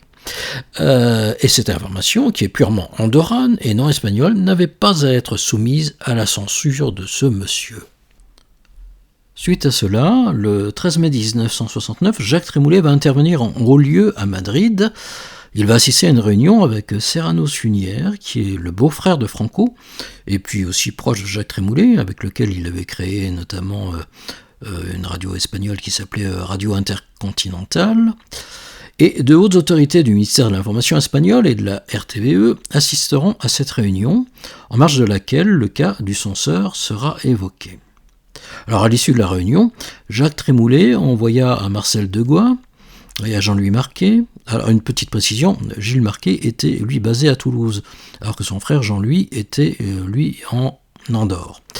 Alors, ils vont recevoir donc une note de Jacques Trémoulet, une note de 2 pages, en précisant de manière détaillée ce qui relevait du censeur et ce qui ne devait pas lui être soumis.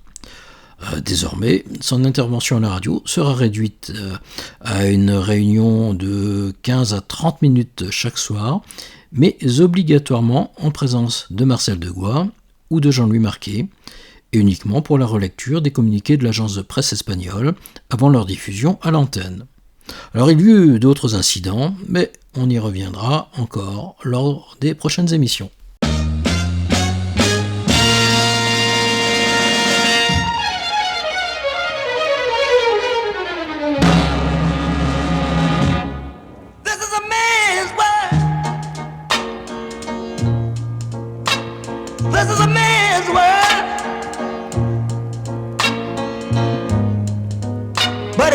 nothing, nothing without a woman or a girl.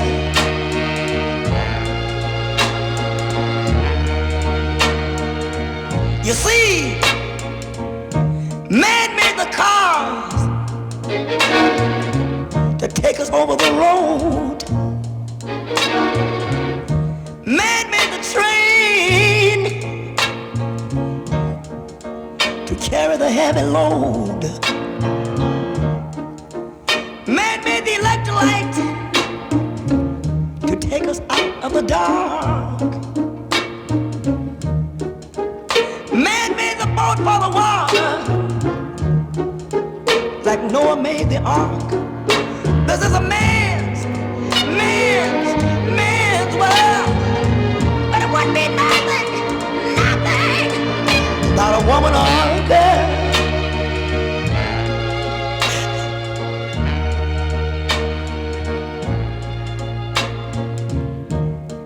Man thinks about a little bit of baby girls and a baby boys. Man make them happy, 'cause man make them toys. And after man make everything he can, you know that man makes money to buy from other men. This is a man's world, but it wouldn't be nothing, not one little thing without a woman or a girl.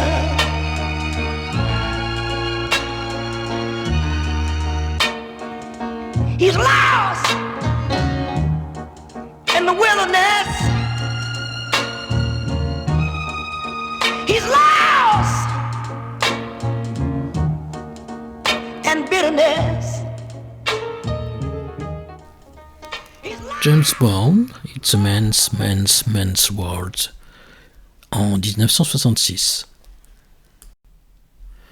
Je voudrais encore revenir sur ces informations en espagnol diffusées par Radio Andorre, et dont la source était l'agence de presse officielle du pouvoir espagnol, donc une agence franquiste. On est quand même en droit de s'interroger sur cette information en espagnol diffusée par Radio Andorre à partir de 1966. La station avait toujours défendu farouchement son indépendance et sa neutralité, y compris durant la guerre, période durant laquelle elle ne diffusa aucune information, et refusa même d'ailleurs les messages publicitaires ayant une connotation politique, et notamment certains messages que les Allemands tentèrent d'acheter et qui auraient pu nuire non seulement à la neutralité de la station, mais aussi à celle de la principauté.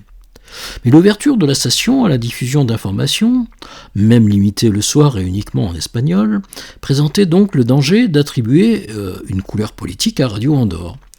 On aurait pu tout simplement l'accuser d'être une radio franquiste. Or, curieusement, je n'ai pas trouvé trace dans la presse française d'une allusion à cette information en espagnol, et personne ne l'accusa jamais d'être un organe de presse au service du général Franco. Je n'ai jamais trouvé d'ailleurs de script de ces bulletins d'information en castillan, ni aucune archive sonore. Je n'ai en plus aucun souvenir d'un flash d'information que j'aurais entendu à l'époque. Bon, il est vrai que je ne parle pas non plus le castillan, et que j'étais encore un peu jeune. Aucun témoignage précis ne m'a donc non plus été rapporté sur le contenu de ces bulletins.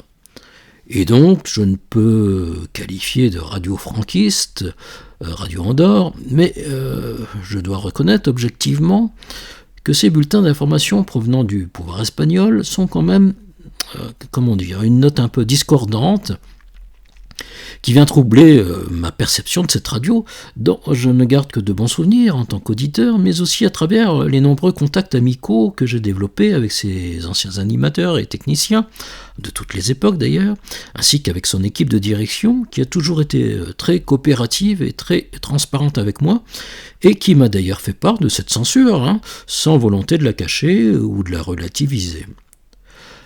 À vrai dire, je comprends bien qu'une information en français aurait pu apporter un plus évident pour les auditeurs français, et donc pour les budgets publicitaires, qui venaient quand même majoritairement de France. Mais je comprends aussi le risque que cela impliquait pour la station de ne pas tenir compte des obligations figurant dans la Convention en diffusant de l'information en français.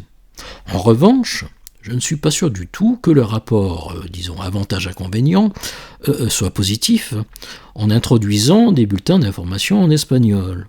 Est-ce que cela ait porté à la station un revenu publicitaire supplémentaire conséquent ? Franchement, j'en doute. Cela aurait pu même avoir, à mon avis, l'effet contraire. En revanche, ce qui est sûr, c'est que ça lui apporta des tracas avec ce censeur, des charges et des obligations contraignantes, faire tous les soirs l'aller-retour vers RCO d'Urgel pour aller chercher les dépêches, et surtout c'était porter flanc à ses détracteurs, qui ne manquaient pas, et qui auraient pu l'accuser d'être la voix de Franco. En plus, en respectant le cahier des charges figurant dans le contrat qui le liait à Eraza, Trémoulet reconnaissait ainsi explicitement la validité de ce contrat. Alors je ne pense pas non plus que Trémoulet ait pris cette décision par idéologie, car je pense que sa seule idéologie, j'en suis même persuadé, c'était la bonne marche de ses affaires. Et là, c'était se mettre une épine dans le pied. Une question qui reste donc encore sans réponse pour moi. Mais il est évident que Trémoulet fit cette concession au pouvoir franquiste en échange forcément d'une contrepartie. Oui, contrepartie alors pour l'exploitation de Radio Andorre, contrepartie pour ses autres affaires en Espagne.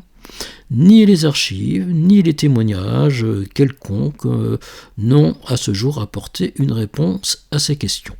En revanche, après la chute du franquisme, donc après 1975, les Espagnols vont avoir une certaine défiance envers ces radios qui avaient toujours soutenu le régime dictatorial de Franco, plus ou moins activement ou passivement. Et d'ailleurs, c'était à juste titre. D'ailleurs, je vous invite à consulter la page Wikipédia sur l'histoire de Radio Andorre. Alors non pas celle en français. Celle en français, c'est surtout mon site qui a alimenté en grande partie les sources, mais consultez celle en catalan. Cette page accuse clairement Radio Andorre d'avoir été une radio franquiste et d'avoir même licencié le personnel français pour le remplacer par du personnel franquiste à partir de 1960. Bon là, franchement, j'aurais aimé qu'ils apportent des exemples concrets à ces affirmations, qui me paraissent franchement carrément infondées. Et si Radio Andorre diffusait quelques petits bulletins d'information en espagnol en soirée, provenant de l'agence de presse espagnole, tout le reste du temps, sa seule préoccupation, c'était quand même de détendre ses auditeurs avec de la musique et de la fantaisie. C'est en tout cas la perception que j'en eus. Alors si vous avez été un auditeur de Radio Andorre dans les années 60 et 70, j'aimerais bien avoir votre avis. N'hésitez pas à me dire quelle image vous en aviez. Aviez-vous l'impression d'écouter une radio de propagande ou une radio de détente ? Alors vous pouvez me laisser vos témoignages sur la page Facebook de Aki Radio Andorra ou sur sa chaîne YouTube. Vous pouvez aussi m'envoyer un email plus discret. Mon email c'est prince, printz, @akiradioandorra.com, Aki, A-Q-U-I, voilà, tout attaché. Je suis toujours ouvert à toutes les discussions. Nous avons écouté précédemment James Brown, qui venait de la Caroline du Sud et qui connut ses premiers succès dans les clubs nord-américains de New York. Alors venant du gospel, il sera un des pères du rhythm and blues, du R&B et de la funk music. Mais d'autres influences vont venir aussi des États-Unis et notamment de la côte ouest cette fois-ci, avec des orchestres comme les Beach Boys, un groupe californien qui joue du rock, comme les Anglais, mais avec une couleur très particulière qu'on va appeler le surf rock ou tout simplement le rock californien. En 1966, ils vont lancer un tube planétaire qui sera classé numéro 1 dans tous les hit-parades américains ou européens. Good Vibrations. I love the colorful clothes you wear and the way the sunlight plays upon her hair. I hear the sound of a gentle word on the wind that lifts her perfume through the air. I'm picking up good vibrations. She's giving me the excitations. I'm picking up good vibrations. She's giving me the excitations. I'm picking up good vibrations. She's giving me the excitations. Picking up good vibrations. She's giving me the excitations. Close my eyes, she's somehow closer now. Softly smile, I know she must be kind.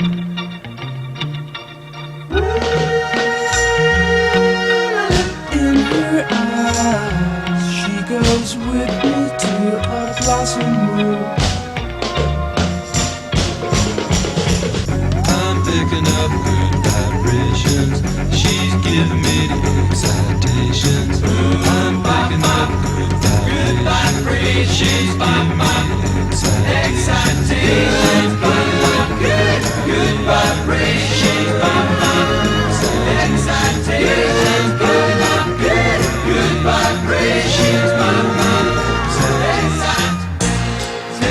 giving me the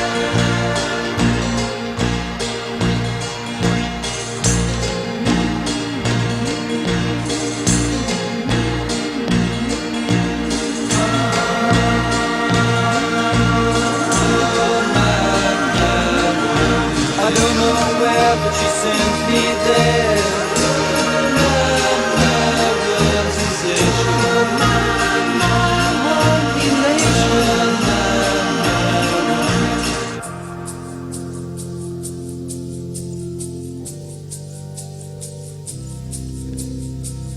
Gotta keep those loving good vibrations happening with her.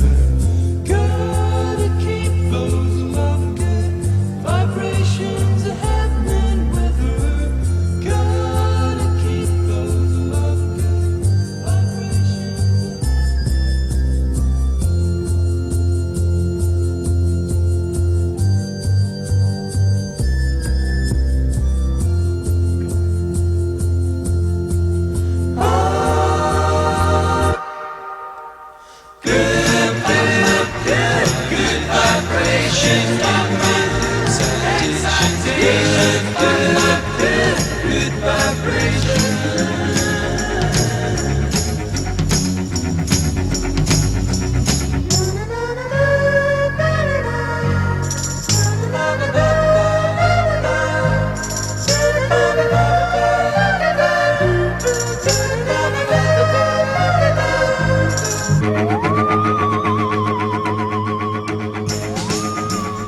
Nous allons maintenant revenir sur la grille de programme. Nous avons abordé le sujet délicat de l'information qui restait, quoi qu'il en soit, quelque chose de marginal dans la grille de programme de Radio Andorre. Alors, je vous disais tout à l'heure que c'est Gilles Marquet qui, depuis Toulouse, avait en charge l'élaboration de cette grille de programme. De plus en plus, les radios privées se devaient de répondre à des impératifs de marketing. Elles devaient bien connaître la sociologie de leur auditoire pour pouvoir répondre à ces besoins. Au courant des années 60, Radio Andorre va donc lancer plusieurs enquêtes pour mieux définir son auditoire. Au printemps 66 notamment, sa régie publicitaire, qui s'appelle Publionde, va envoyer un questionnaire à 98 200 auditeurs français qui avaient été identifiés par leur courrier envoyé à la station, notamment pour les émissions de dédicaces. Sur ces 98 200 auditeurs, 6 417 vont retourner le questionnaire complété. Bon, c'est pas mal comme résultat.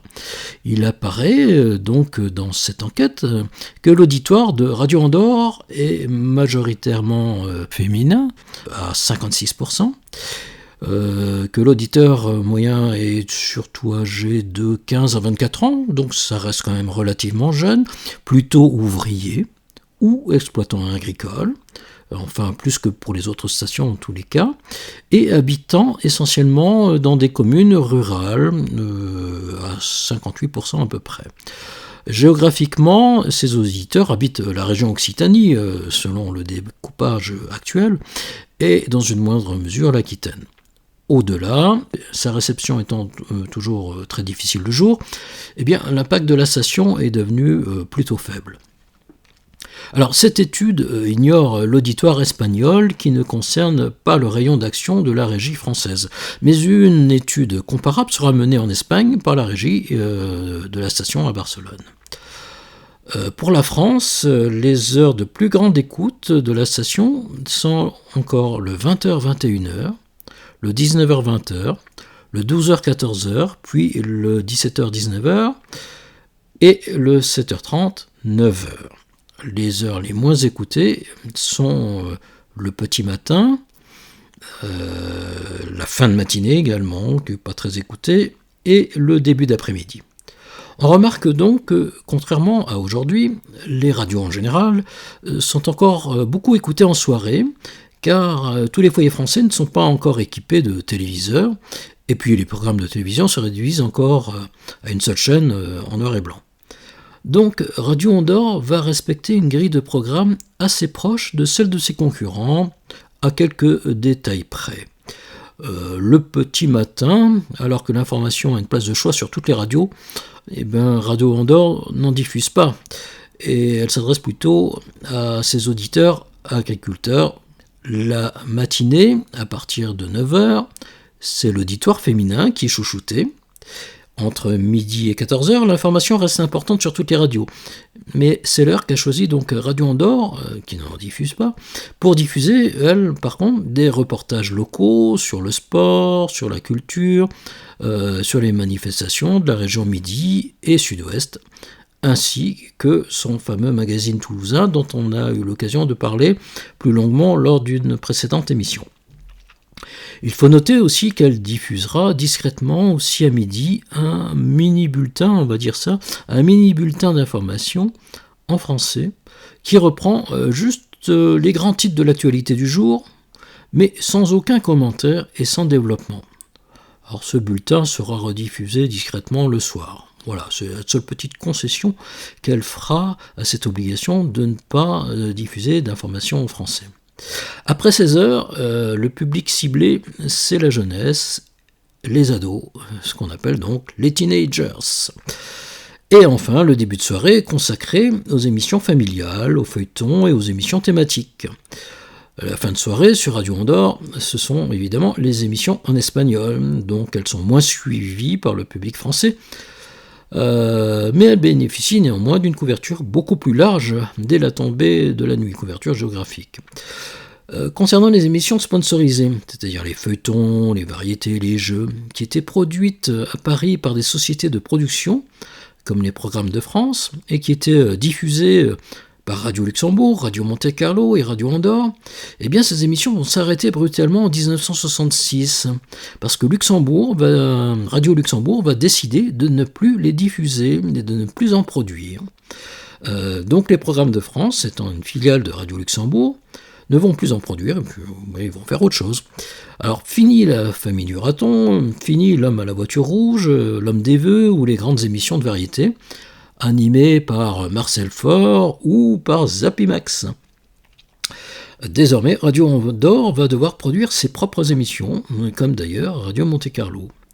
En théorie, cela va permettre une offre radiophonique plus diversifiée au niveau national, mais enfin dans la pratique, c'est surtout le Sud et le Nord qui ne vont plus écouter dorénavant les mêmes émissions. Voilà. Radio Andorre va désormais organiser des grandes émissions de variété en public, à la fois à la station, dans son grand studio d'Andorre-la-Vieille, ou sur sa terrasse, qui est très sympa en été, mais elle va aussi commencer à diffuser des émissions de manière décentralisée. En 1968, comme le faisait déjà Europe 1 avec son fameux podium d'été, ou RTL avec son Radio Circus qui sera remplacé par la bulle RTL, c'est le nom que la station donnera à son podium itinérant, eh bien Radio Andorre va inaugurer un podium itinérant elle aussi sur sa zone d'écoute, donc essentiellement dans le Midi et dans le Sud-Ouest. Et elle va privilégier les villes touristiques et les stations balnéaires, et s'associer pour cela aux journaux La Dépêche du Midi et Midi Libre. Mais bon, c'est quand même assez coûteux, ce podium itinérant, et à partir de 69, pas 79, 69, elle va décider que ce studio d'été, eh bien, restera fixe, et elle va l'installer, comme je vous le disais tout à l'heure, à Canet-Plage, où elle va prendre la succession de Sud Radio, qui avait animé par le passé cette station balnéaire de la côte languedocienne. Elle va attirer à son micro toutes les vedettes de passage sur la côte. Enfin, Gilles Marquet va avoir encore une idée originale, c'est celle des mardis de la chanson française. En effet, la musique anglo-saxonne commence peu à peu à grignoter la programmation musicale des radios françaises, et la politique des quotas de chansons françaises n'existe pas encore. Alors Radio Andorre va décider de son propre chef que le mardi, elle ne diffusera que de la chanson française du matin jusqu'au soir. Enfin, jusqu'au soir avant les émissions en espagnol. Et la chanson française à cette époque, ce n'est pas seulement la chanson à texte de Brassens ou Brel, ou les belles mélodies de Barbara ou Françoise Hardy, la pop rock de Eddie Mitchell ou Johnny, mais c'est aussi ce qu'on appelle familièrement de la variété, ou plus péjorativement de la variétoche. Et oui, c'est aussi des petites chansons sans prétention, ce qu'on appelle aussi la chanson pour minette. Oui. Des chansons dont les amateurs de rock de l'époque parlent avec un air de dédain en se pinçant le nez. Et pourtant, ces musiques ont aussi fait vibrer les jeunes gens et les jeunes filles. Elles ont vu naître des amours, et 60 ans plus tard, elles sont toujours fredonnées par ceux et celles qui avaient 20 ans dans les années 60. Alors, Mireille Mathieu, Hervé Villard, Claude François, Sheila, mais aussi des artistes dont le nom est aujourd'hui presque oublié, comme Franck Adamo, Daniel Gérard, voilà. Et plus de la moitié du programme musical de Radio Andorre, c'était de la variété française, sans prétention, de la chansonnette, comme on dit, donc de la chanson à minette. Alors on va écouter un titre de Sheila de 1966, c'est Bang Bang. Alors ce titre va être un succès, mais certainement pas le plus grand succès de Sheila. En revanche, près de 50 ans plus tard, il va être repris et réinterprété par des candidats de divers radiocrochets de la télé, type Nouvelle Star ou The Voice, et il va connaître une nouvelle vie avec des interprètes comme Emmanuel Moir, Morgane, Claria Luciani, Eddie De Pretto et beaucoup d'autres. On écoute Bang Bang, Sheila.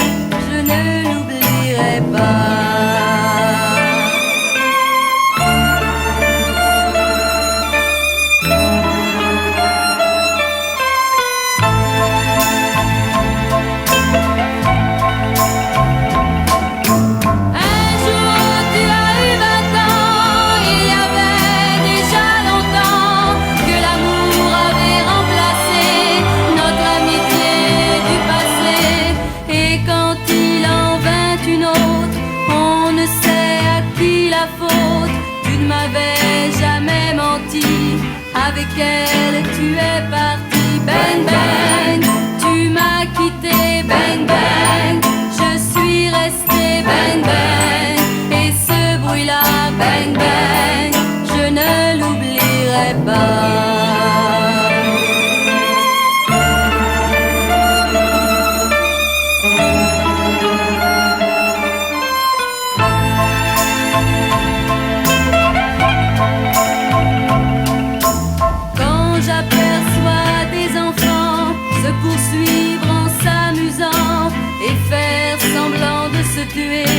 Je me sens le cœur serré, bang bang. Je me souviens, bang bang. Tout me revient, bang bang. Et ce bruit-là, bang bang, je ne l'oublierai pas.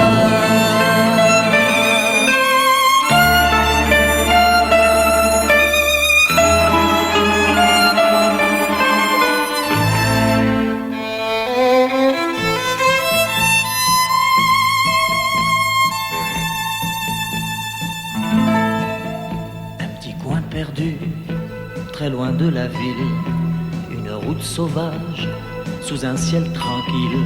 Et cette grande entrée au bout du chemin, je pousse la grille et soudain, une grande maison au bout d'une allée, une grande maison tout abandonnée. Et puis sur la porte, une petite pancarte où l'on a écrit à louer. Si tu revenais, je vois bien que rien n'y ferait. Notre amour n'évoluera jamais. Je souffrirais trop si tu revenais.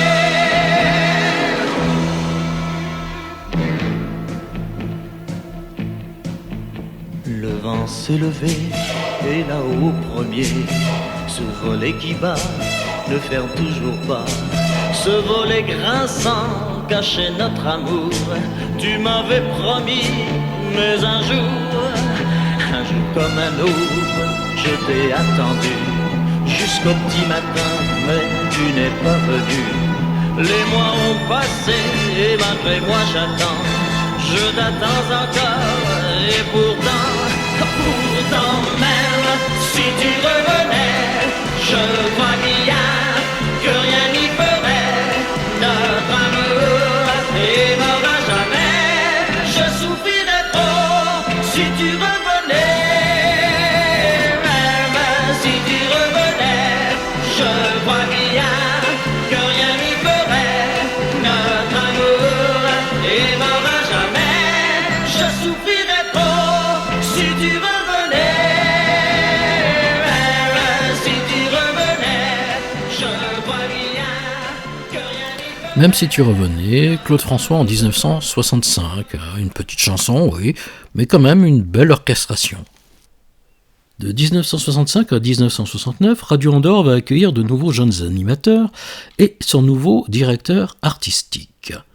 En effet, en 1967, un homme qui va aussi marquer la station est embauché. Il s'agit de Claude Bellé. Âgé à cette époque de 26 ans, il a déjà une solide expérience radiophonique, et même d'ailleurs télévisuelle, car il a démarré comme journaliste sur Télé Monte-Carlo en 1962. Puis en 1964, il va partir pour les Antilles, mais pas pour la radio de Trémoulet, Radio Antilles, mais pour sa concurrente Radio Caraïbe Internationale, RCI, où il va rester 2 ans. Puis il va être embauché par RTL pour présenter les émissions de début de soirée depuis son studio parisien. Alors RTL va lui proposer ensuite d'animer les émissions de la nuit, mais ces émissions sont réalisées et présentées depuis le studio situé au Grand-Duché de Luxembourg. Et Claude Bellé tient à rester à Paris. Il va donc quitter RTL pour cette raison. Et c'est donc pour animer les nouvelles émissions parisiennes de Radio Andorre que la station va l'embaucher.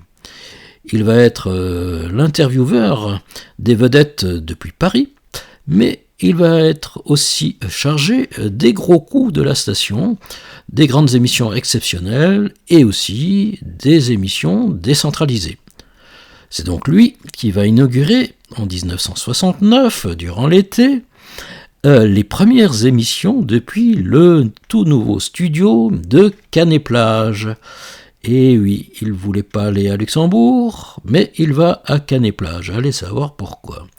Comme je vous l'avais dit précédemment, le directeur artistique de Radio Andorre, Michel Brard, va quitter, lui, la station en 1968 pour la concurrente Sud Radio. Dans un premier temps, cette place revenait au plus ancien de l'équipe d'animation, qui était Jean Bonis. Mais Jean Bonis sera un directeur artistique, disons, éphémère et de transition, puisqu'on va lui confier le lancement de Radio Océan, dont on a parlé tout à l'heure, qui va l'occuper à temps plein. Il va d'ailleurs abandonner aussi l'animation de l'émission spéciale Blue Jeans. Donc Gilles Marquet va confier la direction artistique de la station à Claude Bellay en 1970. Il va assurer cette mission jusqu'en 1975 et à partir de là, il va décider d'être animateur freelance et donc de travailler pour diverses radios et télévisions ainsi que pour les régies publicitaires où il va être la voix de nombreuses publicités radiophoniques. Alors cette voix exceptionnelle, il la mettra aussi au service de nombreux documentaires télévisés. Après 1975, il aura encore l'occasion d'ailleurs de travailler pour Radio Andorre, mais comme animateur indépendant depuis Paris. Et c'est lui qui présentera d'ailleurs Radio Andorre dans l'émission télévisée de Guy Lux, Ring Parade, qui présente les hit parades de chaque radio française. Dans les années 2000, il sera la voix de l'info de la nouvelle RMC. Les émissions qu'il a animées à Radio Andorre sont Paris Direct, depuis donc le studio parisien de la station 67, et on le retrouvera même quelque temps à la présentation du fameux spécial Blue Jeans, l'émission pour les jeunes, lorsque Jean Bonis sera chargé de lancer Radio Océan. La première émission qu'il va présenter depuis Canet-Plage va s'intituler « Tiens, Claude Bellay et ta Canet ». Mais dans les années 70, elle va devenir « Summertime ». Claude Bellay va aussi présenter les émissions de pop musique de la station et notamment l'émission Pop Performance en 1969. Il prendra sa retraite en 2018 et c'est d'ailleurs à cette époque que nous aurons notre première prise de contact où il me livrera son témoignage. Alors dans l'extrait qui va suivre, vous allez entendre la voix de Claude Bellay en 1968, où pour une fois il n'est pas l'intervieweur, mais l'interviewé. Et c'est un journaliste de la RTBF, la radio-télévision belge, Pierre de Greff, qui m'a confié cette archive très intéressante, car Claude Bellay présente, pour les auditeurs belges, présente la station de Radio Andorre et ses programmes. Alors je peux vous demander, vous vous appelez comment ? Alors je m'appelle Claude Bellay.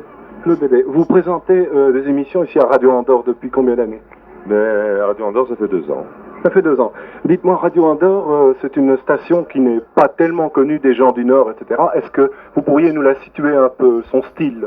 Bon, le style Primo, c'est un style disque jockey, c'est-à-dire que nous ne faisons pas d'informations, ou presque, tout au moins à part 2 bulletins qui résument les informations de la journée. Alors nous faisons surtout de la musique de 6h du matin à 1h du matin. Il n'y a que de la musique sur Radio Andorre, sans arrêt. Les animateurs se remplacent évidemment, mais c'est surtout du disque jockey. D'accord. Vous n'avez pas d'émission d'information du tout ? Si, il y a 2 bulletins qui sont courts, qui font un quart d'heure, qui résument les grands titres de l'actualité, un à l'heure du midi et un à l'heure du repas du soir. C'est ça. Alors du point de vue juridique, Radio Andorre, ça se situe sur quel plan ? C'est ni français ni espagnol, c'est... Non, c'est une société qui appartient à un Français, qui s'appelle M. Trémoulet, donc elle est française si vous voulez. Et elle est située en principe au d'Andorre, étant donné que comme toutes les autres stations périphériques, il n'est pas possible d'avoir d'émetteurs, enfin tout au moins d'antennes sur un territoire français, parce que le monopole appartient à l'État. Vous savez que Luxembourg a ses émetteurs en Luxembourg, Europe Numéro 1 a ses émetteurs en Sarre, et que Radio Monte-Carlo a ses émetteurs à Monte-Carlo. Nous sommes obligés d'avoir, nous, les émetteurs en principe au d'Andorre, et pour des raisons techniques et pour surtout une distance de câble qui ne nous permet pas d'avoir les studios à Paris, nous avons tout groupé en principauté, quoi. D'accord. Alors, au point de vue disque jockey, etc., vous pourriez me dire un peu, vous suivez vraiment l'actualité, les dernières choses ? C'est-à-dire que moi, toute l'année, là, vous me trouvez ici, mais je suis à Paris, parce que nous avons un studio à Paris, qui se trouve 28 boulevard Haussmann, Et je suis à Paris pour faire les émissions de nouveautés du disque, les émissions avec les artistes, etc. Parce qu'évidemment, s'il n'y avait pas de contact avec Paris, étant donné que la Principauté d'Andorre est à 900 km de Paris, il serait difficile de se tenir au courant des nouveautés et d'avoir les artistes sous la main. Donc en principe, je suis à Paris, et de toute façon, les maisons de disques suivent de Radio Andorre de très près, même ici, et on voit toute l'année les disques qui sortent, et lorsqu'une vedette passe dans le coin, bien faire un saut jusqu'au studio tout de même. D'accord. Combien y a-t-il d'animateurs, de disques jockeys ici Ben, il y en a 7. Il y en a 7. Il y en a 7. Oui. Et alors, au point de vue, je sais pas, journaux parlés, etc., est-ce qu'il y a des journalistes professionnels, par exemple? Il y a un journaliste. Un seul journaliste? Il y a un journaliste qui fait les 2 bulletins, c'est tout. C'est ça. Il ne fait que ça. D'accord. Est-ce que vous réalisez des émissions avec le public? Ben oui, vous voyez, ce matin, il est quelle heure? Il est midi 10. Oui. Vous venez juste d'arriver et vient de se terminer l'émission que nous faisons à l'extérieur, parce que nous sommes dehors. Pendant les vacances, tous les matins de 9h à midi, nous sommes sur la terrasse, puisqu'il avait la chance à Radio Andorre d'avoir une grande terrasse. Et de 9h à midi, donc, c'est un programme. De 9h à 10h, c'est un programme qui est fait par l'animateur. De 11h à midi, c'est un programme qui est fait par l'animateur. Mais la tranche que je n'ai pas citée, c'est-à-dire 10h, 11h, sont les gens qui viennent ici sur la terrasse voir comment se passe une émission de radio, qui choisissent les disques qu'ils veulent entendre et qui les présentent eux-mêmes au micro, en les dédicaçant à leurs amis, enfin, voilà. Est-ce que vous jugez que le public écoute beaucoup Radio Andorre, le touriste Oui, le touriste n'écoute que ça, même. Le touriste dans la région, d'abord parce qu'on le reçoit très bien. Évidemment, nous sommes dans une région où tout de même les autres postes périphériques sont en bout de course. On reçoit évidemment la radio française, enfin chacun ses goûts. Et quand on est ici en Andorre, tout au moins dans la région du sud-ouest, puisque nous n'émettons pas que pour Andorre, heureusement pour nous, les gens n'écoutent que Radio Andorre. C'est vraiment la radio des vacances. Surtout qu'en plus, je vous dis, nous n'avons que de la musique, en principe, toute la journée. Jusqu'où peut-on écouter Radio Andorre? Bon, disons dans une périphérie qui fait le rectangle sud-ouest, Bordeaux, l'Espagne, et sud-ouest de Lyon-Marseille, quoi. Oui. Sur onde courte Sur onde courte aussi, oui, évidemment. Alors là, tout dépend, vous le savez, des conditions atmosphériques. La propagation des ondes courtes étant tellement bizarre, mais enfin, on peut nous entendre sur onde courte. Nous avons 25 kW en onde courte. C'est ça. Dites-moi, est-ce qu'il se passe il y a des anecdotes que vous pourriez me signaler ici, qui vous sont arrivées lors de vos émissions sur Radio Andorre, à vous personnellement? Bon, la meilleure qui m'est arrivée, c'est certainement de m'être trompé d'indicatif. C'est-à-dire que j'ai travaillé auparavant pour une autre station périphérique, et au début où je travaillais pour Radio Andorre, j'ai annoncé vous écoutez Radio Luxembourg, parce qu'il faut le citer. Alors évidemment, c'était très gênant. Enfin, ça s'était arrangé. Depuis, je cite Radio Andorre, j'ai pris l'habitude. D'accord. Et vous êtes entré ici tout à fait occasionnellement, ou bien occasionnellement, oui, c'est toujours occasionnel de toute façon, parce que, mais enfin, j'étais parti aux Antilles pendant 2 ans, où nous avons là-bas Radio Andorre, tout au moins, a un poste privé aux Antilles qui émet pour la Guadeloupe et la Martinique. Et j'étais parti là-bas, et il s'est trouvé que là-bas, je suis donc entré en relation avec les dirigeants de Radio Andorre. Lorsque je suis rentré à Paris, je suis rentré à Radio Andorre, puisque c'était la même direction. C'est ça. Bien. Alors, je suis à court de questions. Est-ce qu'il y a beaucoup de jeunes en Andorre, même? Oui, il y a beaucoup de jeunes parce qu'il y a beaucoup de terrains de camping en Andorre. Et puis il y a beaucoup de jeunes parce que aussi la vie, je ne sais pas si vous l'avez remarqué, si vous êtes là, mais la vie n'est pas chère.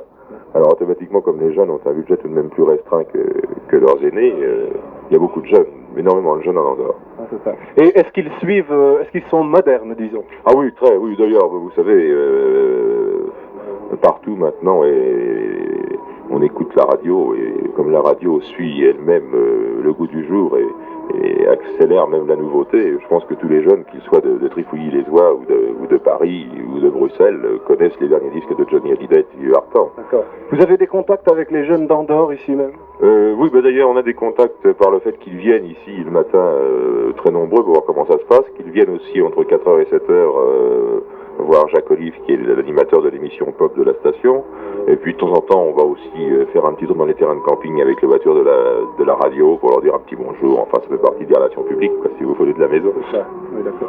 Je vous remercie beaucoup en tout cas. Aquí Radio Andorra, emisora del Principado de Andorra.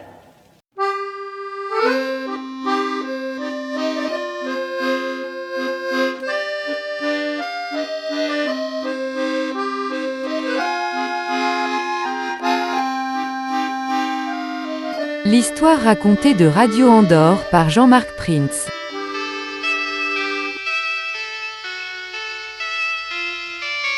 Picture yourself yourself in a boat on a river with tangerine trees and marmalade skies.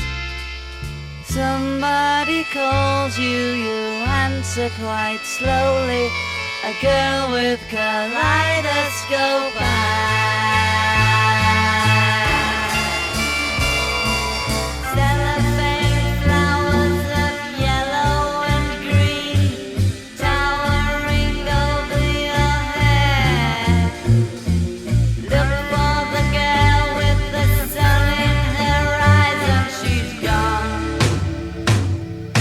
Lucy in the sky with diamonds. Lucy in the sky with diamonds. Lucy in the sky with diamonds. Follow her down to a bridge by a fountain where rocking horse people eat marshmallow pies. Everyone smiles as you drift past the flowers that grow so incredibly high. Newspaper taxis appear on the shore, waiting to take you away. Climb in the back with your head in the clouds and you're gone. Lucy in the sky with diamonds. Lucy in the sky with diamonds. Lucy in the sky with diamonds. Picture yourself on a train in a station with plasticine pauses with looking glass ties.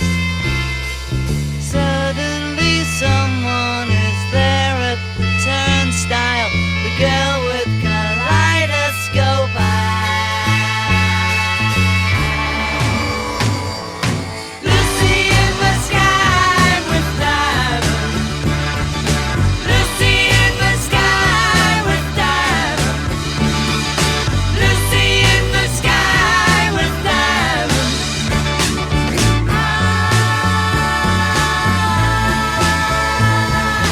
Lucy in the sky with diamonds. Lucy in the sky with diamonds. Lucy in the sky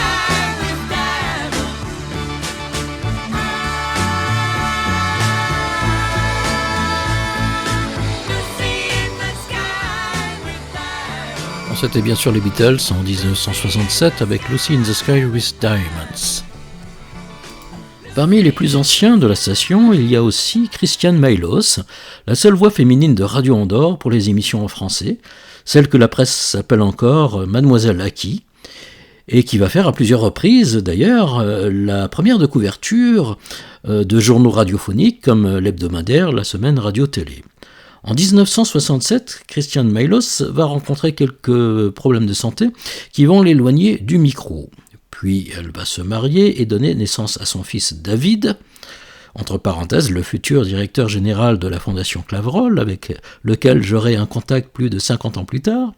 Donc en 1967, Christiane Maylos n'est plus à l'antenne, mais je vous ai déjà dit que Jacques Trémoulet est très fidèle et très attaché à ses employés qui lui sont dévoués, et cela quelles que soient les circonstances. Aussi, aucune voix féminine ne prendra la place de Christiane Maylos, et Radio Andorre, qui fut depuis 1939 une des seules radios qui va être connue à travers la voix de ses speakerines, eh bien Radio Andorre va être uniquement masculine durant plus de 2 ans, en attendant le retour de Christiane Maylos en 1969.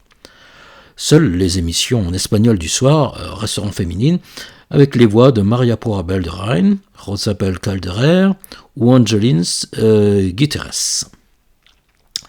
La nouvelle émission féminine du matin, présentée par Christiane Maylos à partir de 1969, va donc prendre le nom de Christiane est revenue. Voilà, tout simplement. Bon, maintenant, parmi les nouveaux animateurs embauchés par la station entre 1965 et 1969, Il va y avoir de jeunes animateurs qui ne resteront pas très longtemps à la station et pour qui la radio sera une parenthèse magique de leur vie professionnelle. Parmi eux, il y a Jean-Pierre Besançon, qui est reporter et technicien et qui viendra renforcer l'équipe parisienne. Un certain Pascal Laurent viendra remplacer André-Philippe Arrovas, parti pour Sud Radio. Il y aura aussi Jean-Yves Arnaud, qui restera au micro de Radio Andorre durant 4 années, quand même, de 1967 à 1970. Jean-Yves Arnaud animera des émissions assez diverses, comme Ça c'est de la musique. Ça c'est de la musique, c'est une émission qui s'adresse à un public, disons, âgé, à travers 40 ans de chansons. Un nommé Bruno Mehrer aussi sera chargé, lui, d'assurer le remplacement de Christian Meilos de 1968 à 1969. Puis il changera de métier pour devenir gérant d'un terrain de camping à Santa Coloma. André Villemain sera un reporter de la station, embauché en 68, mais il la quittera en 69. Jacques Mallet va être embauché à Radio Andorre en 1969 suite à un concours d'animateurs qu'il va gagner. En effet, Claude Bellet avait lancé sur le podium de Canet-Plage des concours qui opposaient de jeunes animateurs, et le plus plébiscité par le public était embauché par Radio Andorre. Alors ce fut le cas donc de Jacques Mallet. Mais il fera un bref passage au micro car ses études le prédestinaient à d'autres métiers, et il entamera une carrière de haut fonctionnaire. En 2021, il va me contacter pour me transmettre son témoignage sur Radio Andorre. Voilà donc pour ceux qui firent une parenthèse magique, mais courte, dans le monde de la radio et à Radio Andorre. Mais cette période de 1965 à 1969 va voir arriver aussi à l'antenne des animateurs qui feront une très longue carrière radiophonique sur d'autres ondes, parfois régionales, parfois nationales. Pour les grandes carrières nationales, il faut citer Jean-Pierre Rimbach. Alors ce nom rappelle sûrement quelque chose aux auditeurs de Radio Andorre, mais aussi d'autres stations comme RTL. Son vrai prénom, c'était Jean-Jacques, mais comme il y avait déjà un Jean-Jacques à l'antenne, Jean-Jacques de Bézy, il va opter pour Jean-Pierre et gardera ce prénom à RTL où il arrivera en 1970. À Radio Andorre, il ne restera qu'un an, de 1969 à 1970. Il y animera essentiellement le 6-9 heures. Et c'est Gilles Marquet qui avait découvert cet animateur talentueux qui assurera de nombreuses émissions au studio, mais aussi des reportages sportifs à l'extérieur, car il aimait beaucoup ça. Mais si Radio Andorre lui a permis de faire ses premières armes devant un micro, ce genre de personnage est très vite contacté par les concurrents. Et lui, il ne passera pas par la case Sud Radio, mais rentrera donc directement à RTL, où il va être tout de suite une des vedettes de l'antenne de la rue Bayard à Paris. Il animera sur RTL le hit parade de la station, mais aussi le fameux Stop ou encore, et beaucoup d'autres émissions, notamment les matinées de la station. Jean-Pierre Rimbach était un boulimique de radio, car lors de ses jours de congé, ou lors de ses vacances, en Outre-mer notamment, il fera plus ou moins clandestinement de l'animation sur d'autres stations de radio, dont la station de Jacques Trémoulet, Radio Antilles. Mais il animera aussi dans les années 70 des radios pirates en ondes courtes et en FM, car il fut un des acteurs de l'ombre de Radio Verte, cette célèbre radio écolo libre parisienne, tout en étant la vedette de RTL. Ensuite, en 1987, RTL lancera sa carrière télévisuelle en l'embauchant dans sa nouvelle filiale, M6, où il animera un des premiers jeux télévisés de la station, qui s'appelait Vu et Corrigé. Mais le 4 mai 1990, il quitte RTL assez brutalement. 2 jours plus tard, il va succomber à une crise cardiaque, donc le 6 mai 1990. Il avait 42 ans. Une carrière malheureusement un peu courte, mais exceptionnelle. Il y a une quinzaine d'années, j'ai été contacté par son ami et il m'a confié de nombreuses photos de Jean-Pierre Rimbach que vous trouverez sur mon site Aki Radio Andorre. On écoute un petit extrait sonore de 1969 de l'émission du matin de Radio Andorre. On entend Christian Meilos et Jean-Pierre Rimbach. Aki Radio Andorre. 8h moins le quart depuis 1 minute, Jean-Pierre Rimbach vous présente la chronique sportive. une chronique sportive ce soir qui est très réductive. Elle porte uniquement sur le football et même très peu de football. Je vais simplement vous informer ou vous rappeler plus exactement que 7 matchs sont prévus aujourd'hui dans le cadre de cette 4e journée. Tout d'abord, il y aura la rencontre vedette de la soirée, c'est bien sûr la rencontre Angers-Lyon que tout le monde attend, puisque Lyon, vous le savez, est première de l'équipe de première division. Et puis Angers, ma foi, eh bien, se trouve juste à un point derrière Lyon. Il est second ex-aequo avec Saint-Etienne, Angers à 5 points, Lyon à 6 points. Donc vraiment, ce soir, le match va être très serré. Il suffirait simplement de 2 buts d'Angers pour remporter la victoire devant Lyon. Il y aura d'autres rencontres, ce ne sera pas la seule de la soirée, il y en aura 6 autres, elles auront toutes lieu à 20h30 ce soir. Saint-Etienne rencontre Rennes, Ajaccio Angoulême, le Red Star va affronter l'équipe de Nîmes, Valenciennes rencontrera l'équipe de Marseille, de l'Olympique de Marseille, l'OM, Nantes rencontre Rouen, Bordeaux, Bastia et Sochaux rencontre Sedan. N'importe comment, je vous ferai part des résultats de ces matchs demain soir à 19h45 dans le Panorama Sportif. C'est tout pour ce soir, je vous donne donc rendez-vous demain. Merci Jean-Pierre, bonsoir. Autre vedette de cette période, 1965-1969, c'est un homme qui fera lui aussi une longue carrière radiophonique au-delà de la région toulousaine, même si son passage sur Radio Andorre ne dura qu'un an, pour lui aussi, de 1968 à 1969. C'est Jean-Claude Meunier, qui prit le pseudo de Serge Meunier à l'antenne. Alors là, on a aussi affaire à un grand passionné de radio. Il a commencé à faire de la radio dès l'adolescence, donc dans les années 50, où il jouera le double rôle des fils jumeaux de la famille Duraton sur Radio Luxembourg, feuilleton aussi diffusé sur Radio Andorre. Puis, une fois adulte, il partira sur Europe 1, la station à la mode, où il sera un des acteurs de la célèbre émission Salut les copains, sous le pseudo de l'ami Meunier. À partir de 1961, il va être embauché à la télévision pour lancer la nouvelle émission pour les jeunes, animée par Albert Resner, H. Tendre et Tête de Bois. Alors si vous étiez jeune dans les années 60, et que vous aviez la télé évidemment, vous avez obligatoirement le souvenir de cette émission, car il n'y avait qu'une seule chaîne de télé, et c'était la seule émission pour les jeunes de la télévision française. Il a donc été un des inventeurs de cette émission, même s'il n'en était pas le présentateur vedette.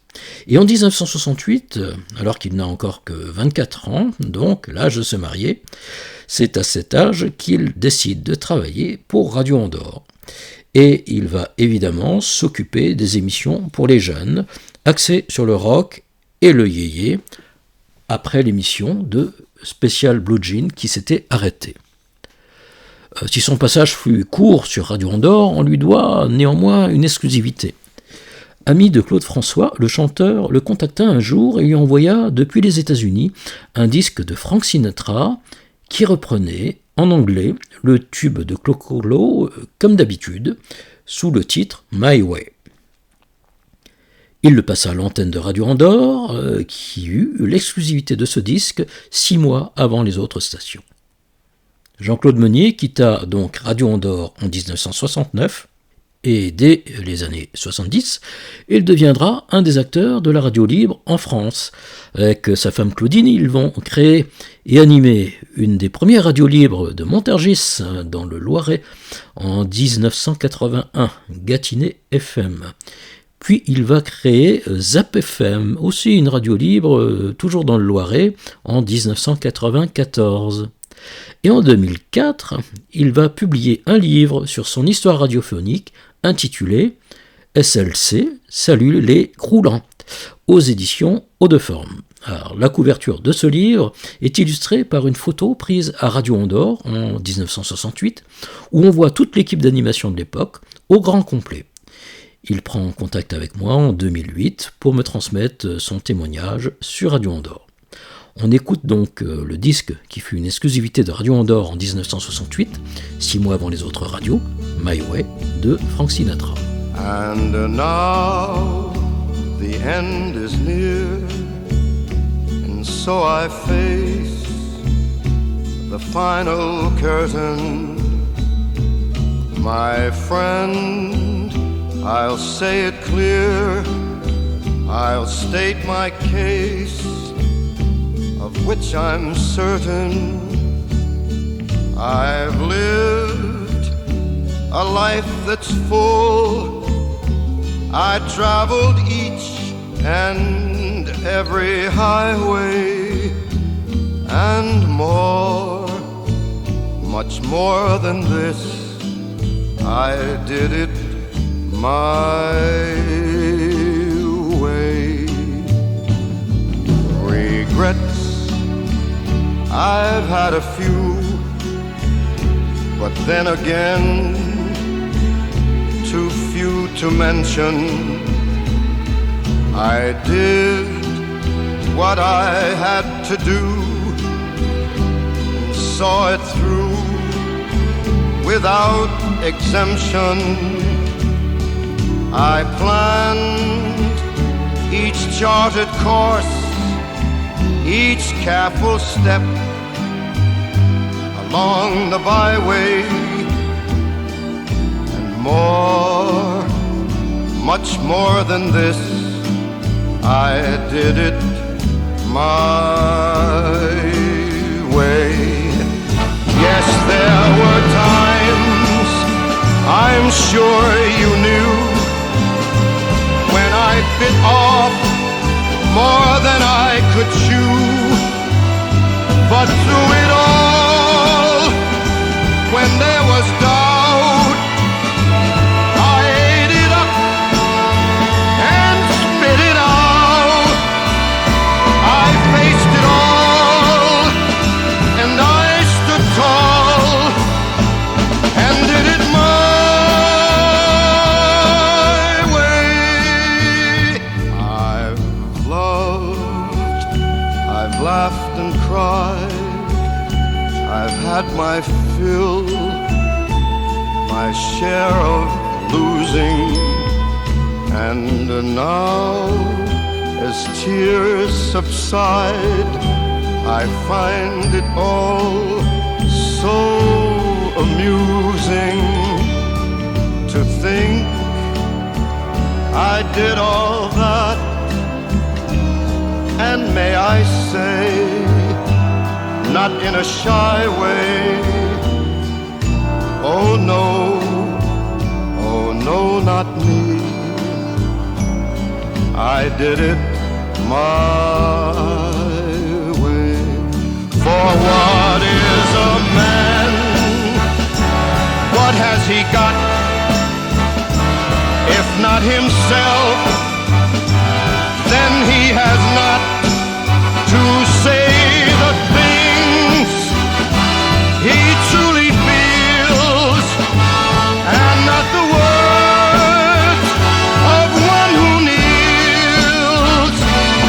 The record shows I took the blows and did it my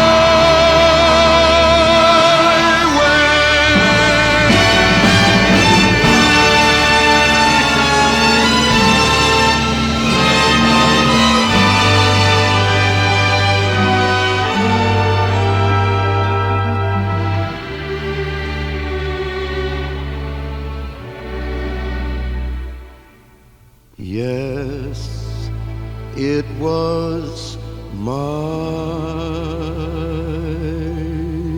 way.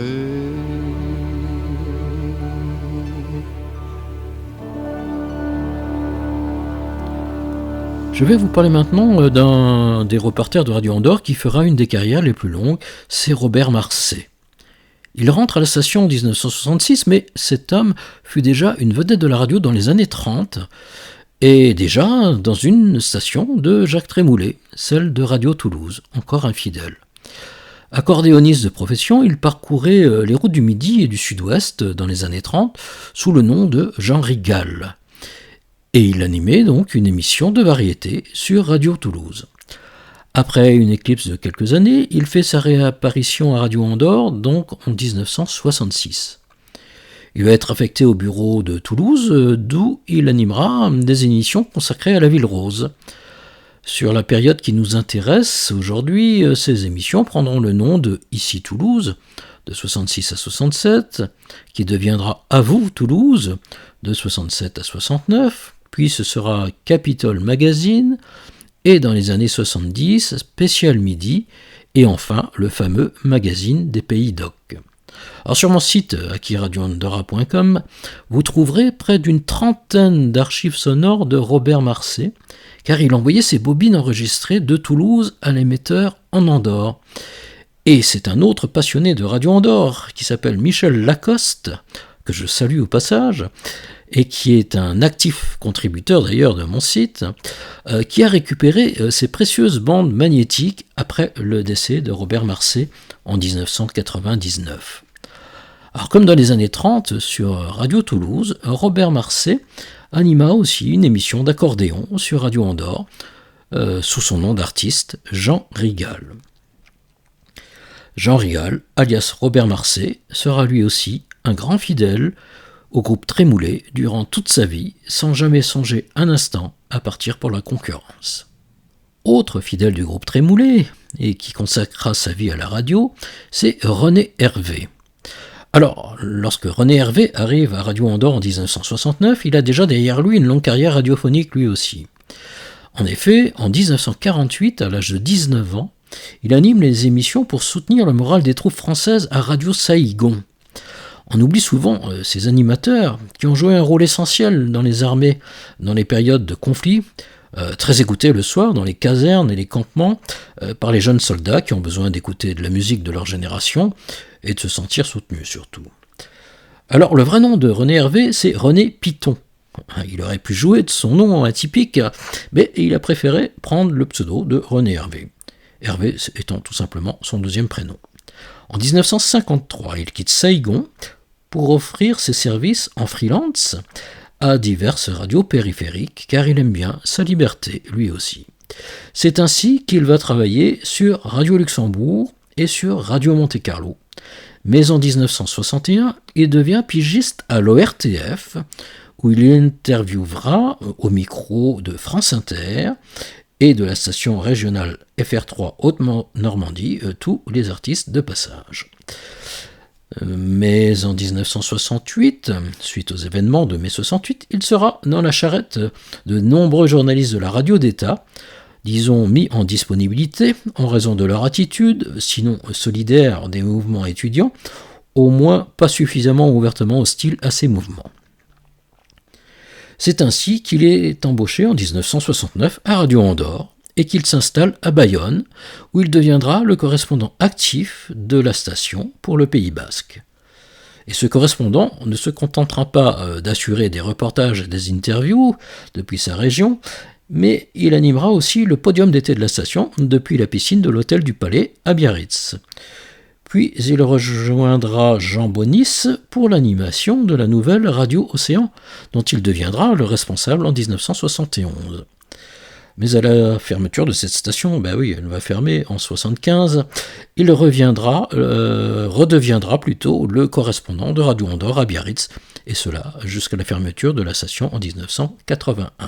Alors René Hervé ne cessera pas de faire de la radio à la fermeture de Radio Andorre en 1981. En effet, en mars 1982, il va diriger la nouvelle radio libre, Radio Bayonne, qui est une radio sous la protection de la municipalité de Bayonne. La station sera très vite en tête de tous les sondages d'écoute grâce à son professionnalisme. Puis sa passion de la radio va le conduire dans d'autres aventures et il va lancer d'autres radios comme Anglais FM où à chaque fois il sera couronné de succès. Sa dernière mission sera la direction des informations d'une nouvelle et importante radio périphérique du Pays Basque qui émettait depuis l'Espagne vers la France, Radio Adour-Navarre. Et c'est en 1991 qu'il va prendre sa retraite à l'âge de 62 ans. Et oui, il y a ceux qui ne s'arrêtent jamais et ceux qui entament une nouvelle vie après 60 ans. Il profitera de sa retraite jusqu'à l'âge de 88 ans et nous quittera donc en mars 2018. Alors de 2008 à 2018, pendant 10 ans, j'ai eu de nombreux échanges avec René Hervé, qui, au-delà de Radio Andorre ou de Radio Océan, était une mémoire vivante de l'histoire de la radio dans les Pays Basques. Il m'a généreusement transmis ses archives photographiques de ses passages à Radio Andorre et à Radio Océan. Alors je garde de cet homme le souvenir d'un être éminemment sympathique, généreux, toujours enjoué et chaleureux. qu'il est loin mon pays, qu'il est loin. Parfois au fond de moi se ranime l'eau verte du canal du Midi et la brique rouge des minimes au mon pays, au Toulouse, au Toulouse.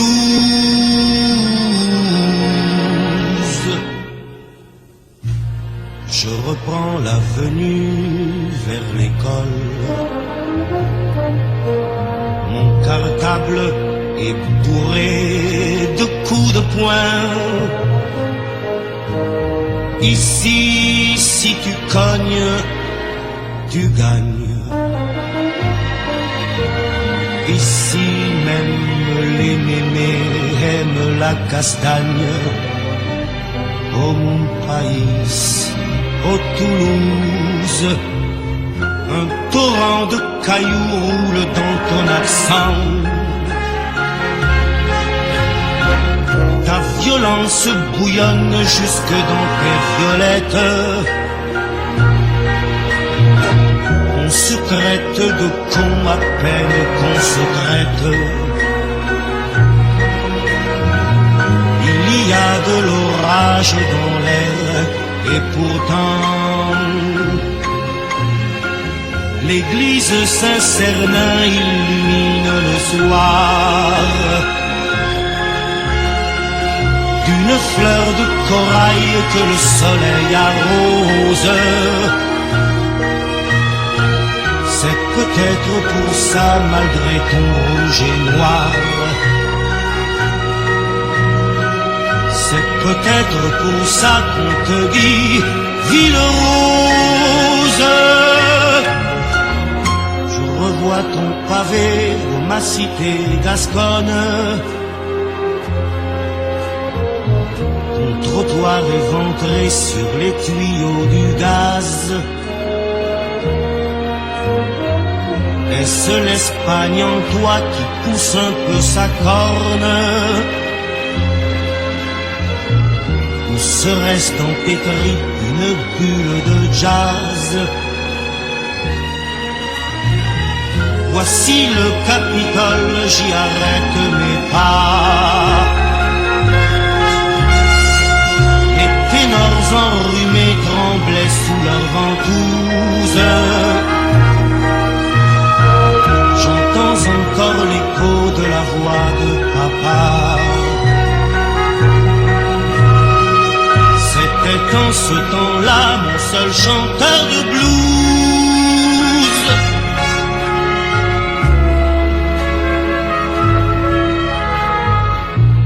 Aujourd'hui tes buildings grimpent haut. À Blagnac tes avions sont plus beaux. Si l'un me ramène sur cette ville, pourrais-je encore y revoir ma pincée de tuiles? Oh mon pays, oh Toulouse, oh Toulouse.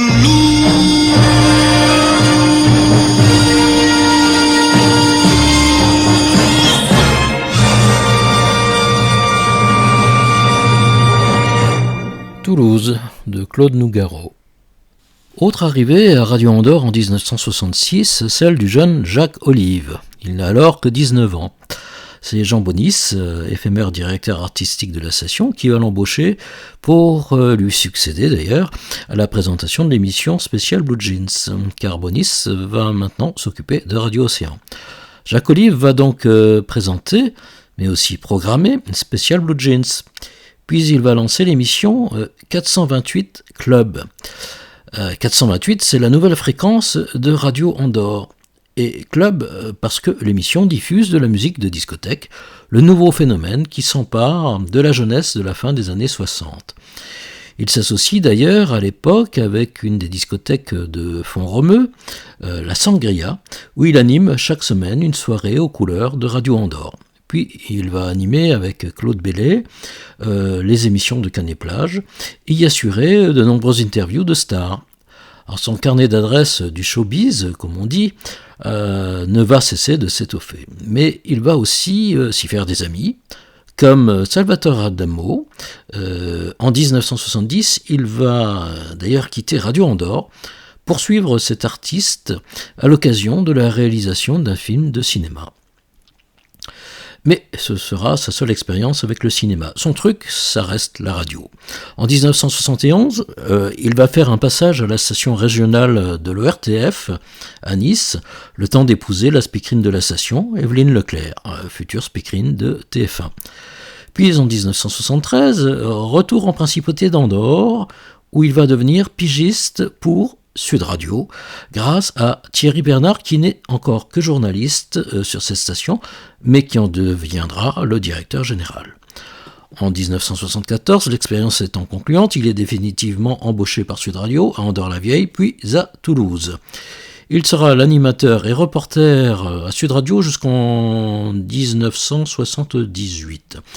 À partir de là, en 1978, il va quitter le micro pour exploiter son beau carnet d'adresses et il va être attaché de presse et des relations publiques, toujours pour la station Sud Radio, jusqu'en 1986. Donc, si on résume, 4 ans de Radio Andorre, 3 ans de RTF à Nice, et plus de 12 ans à Sud Radio. Ensuite, il se mettra à son compte en créant son agence de communication, mais il restera toujours fidèle à sa région. Et si vous voulez en savoir plus sur le parcours de Jacques Olive, de Radio Andorre à aujourd'hui, eh bien, il a publié, il n'y a pas très longtemps, sa biographie dans un livre intitulé « Salut mes copains », paru aux éditions Ondine, c'était en 2022. Autre homme de radio embauché à Radio Andorre en 1967, c'est René Girma. Il ne fera qu'un bref passage à Radio Andorre puisqu'il quittera la station en 1968, un an, jour pour jour après son embauche. À Radio Andorre, il animera les petits matins de la station, c'est-à-dire le 6h-9h. En 1974, il rejoindra le bureau parisien de Radio Monte-Carlo comme journaliste, avant de rejoindre lui aussi Sud Radio en 1978. Une fois installé dans la région, il va butiner à tous les micros, puisqu'on le retrouvera au bureau toulousain de RMC, enfin Radio Monte-Carlo, en 1981, puis de nouveau à Sud Radio, mais à Tarbes en 1984. Mais il sera correspondant à Tarbes également pour la station régionale de FR3 et pour l'AFP. À partir de 1991 et jusqu'en 2004, il deviendra enfin un des piliers de la rédaction de Sud Radio à Toulouse. René Girma travaillera aussi pour la presse écrite et pour le service communication de la communauté d'agglomération du Grand Toulouse. Mais il ne quittera jamais le micro puisque sa voix sera familière aux auditeurs de quantité de radios comme Radio Montaillou, future Pyrénées FM, et en 2010, retour au micro de Sud Radio pour présenter une chronique économique. Aujourd'hui encore, René Girma n'a toujours pas quitté le micro, puisqu'à 76 ans, il anime émissions et chroniques sur différentes radios locales et web radios, comme Pyrénées FM, Radio Axe Sud ou Mélodie Vintage Radio. A noter aussi que pour les 80 ans de Radio Andorre, c'est-à-dire en 2019, il lança une web radio temporaire du nom de Andorre Web Radio, qui proposait de la musique entrecoupée de courtes archives de Radio Andorre, issues de sa collection personnelle. Il est également très actif sur Internet, où il anime diverses pages Facebook consacrées aux souvenirs des radios sur lesquelles il est passé, dont Radio Andorre, mais surtout Sud Radio, la radio qui a le plus marqué son parcours. Et il ne manque pas encore de projet radiophonique à l'heure où je vous parle. Donc on peut dire qu'il a lui aussi le virus de la radio. Je sais qu'il écoute aussi cette émission car il ne manque jamais de me faire un petit compte-rendu et me faire part de ses critiques constructives et de ses conseils avisés. On revient aux États-Unis avec The Supremes, un groupe de filles nord-américaines qui sera précurseur de la funky music puis de la disco. Une des trois filles n'étant autre que Diana Ross, une des futures reines du disco dans les années 70. The Supremes, You Keep Me Hanging On, en 1966.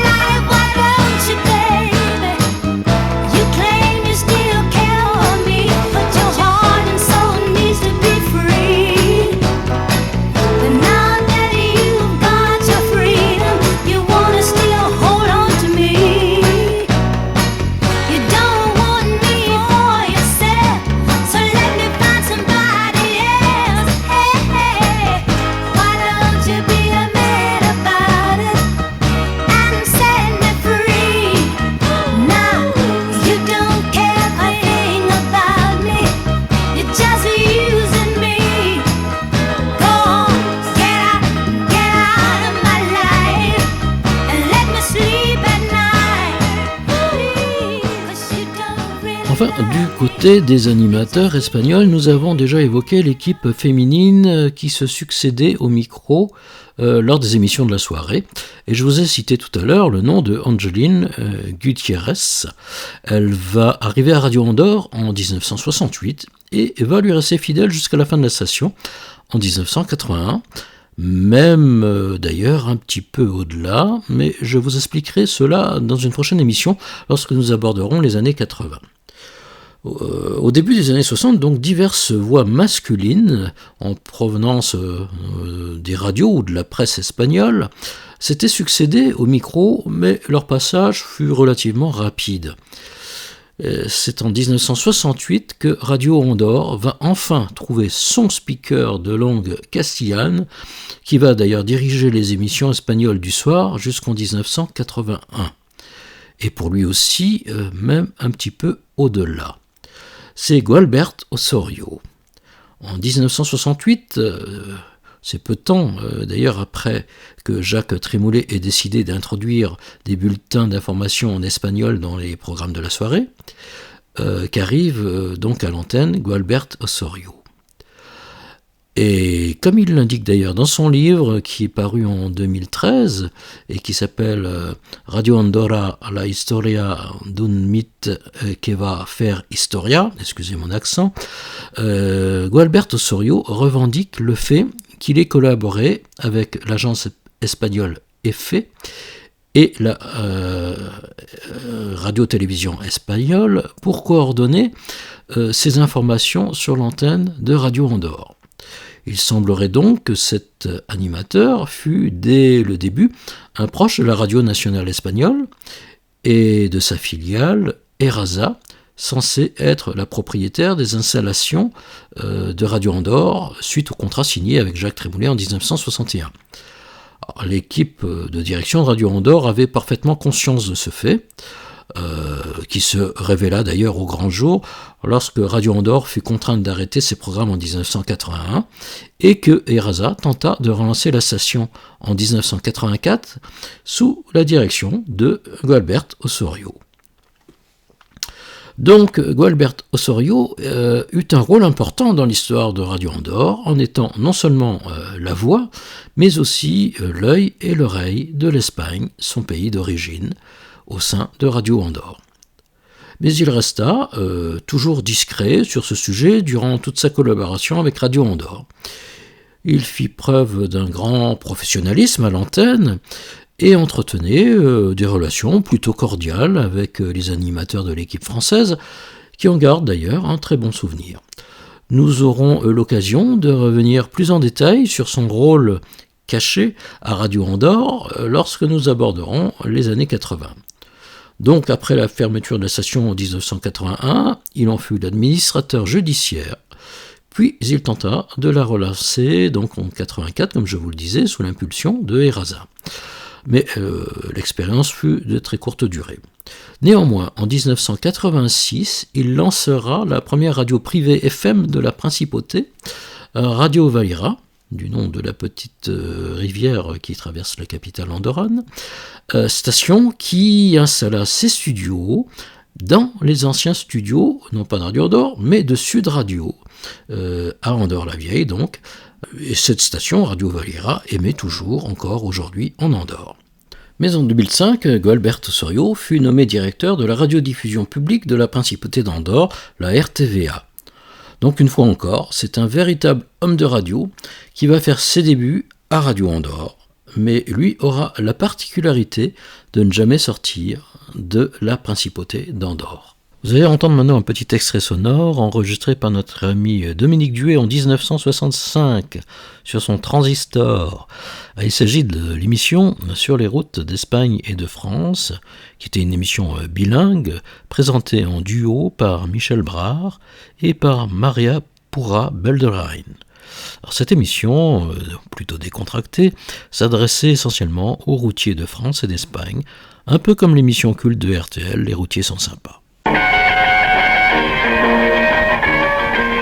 Radio Andorra, emisora del Principado de Andorra.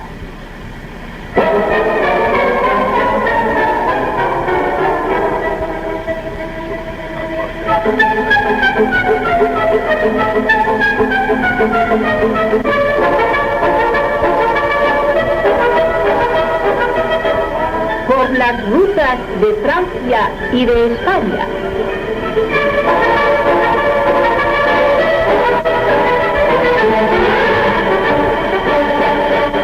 Sur les routes de France et d'Espagne.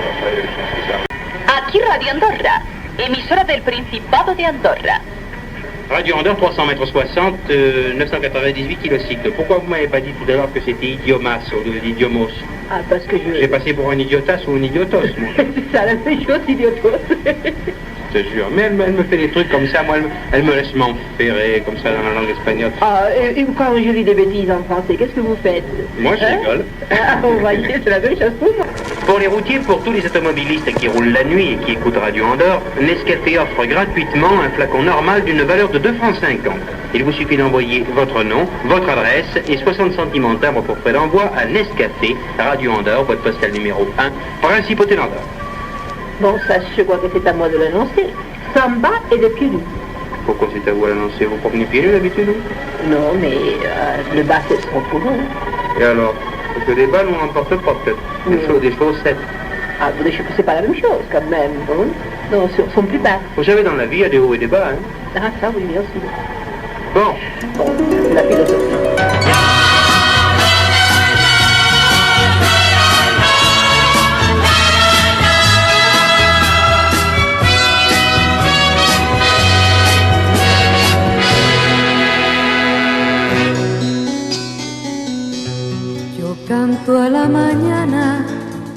lleve mi juventud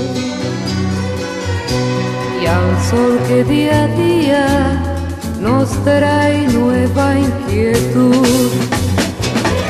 Todo en la vida es como una canción.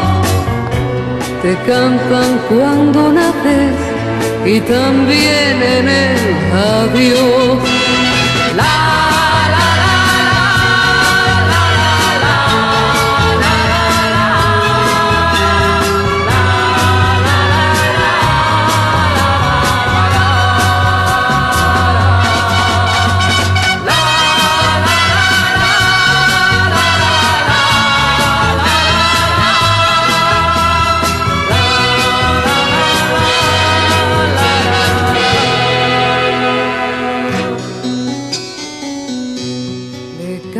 A mi madre que dio vida a mi ser,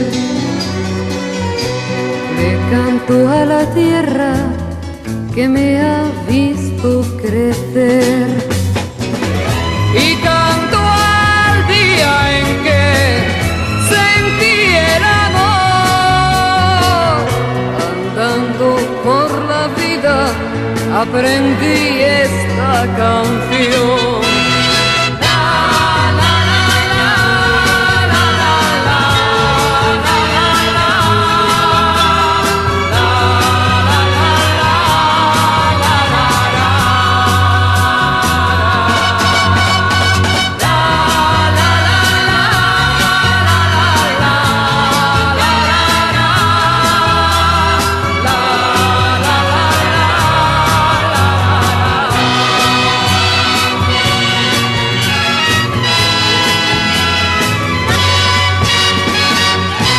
C'était La La La, interprété par Maciel. Alors cette chanson représenta l'Espagne au concours Eurovision de la chanson 1968 à Londres et elle gagna le concours. Alors, petite anecdote sur cette chanson, à l'origine elle devait être interprétée par le chanteur Juan Manuel Serrat, mais ce dernier exigea de la chanter en catalan, ce qui n'était pas bien vu du tout en Espagne franquiste à cette époque. Alors la RTVE, la télévision espagnole, décida au dernier moment de le remplacer par la chanteuse Maciel.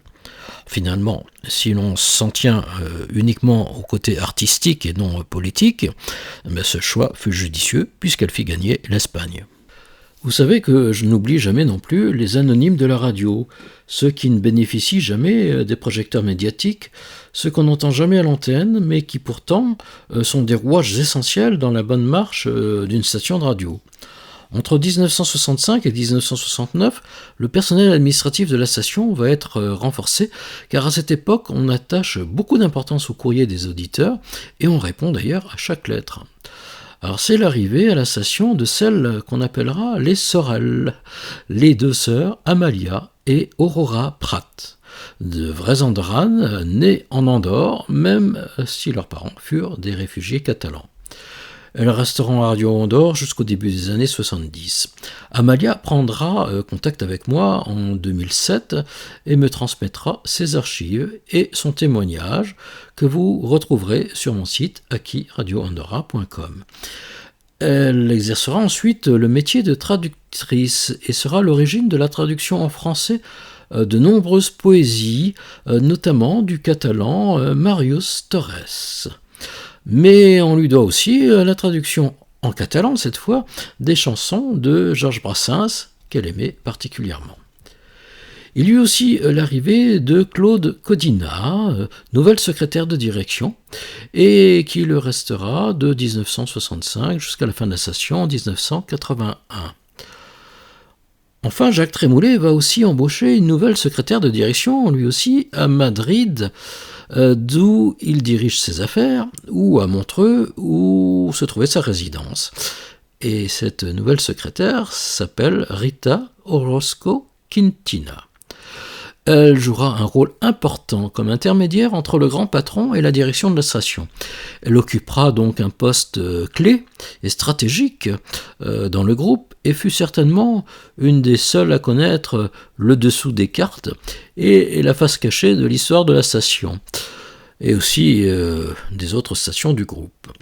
J'aurai un sympathique contact avec elle en 2019, mais professionnelle jusqu'au bout et respectueuse de la mémoire de son patron, elle restera toujours d'une extrême discrétion sur son passage dans le groupe Trémoulet.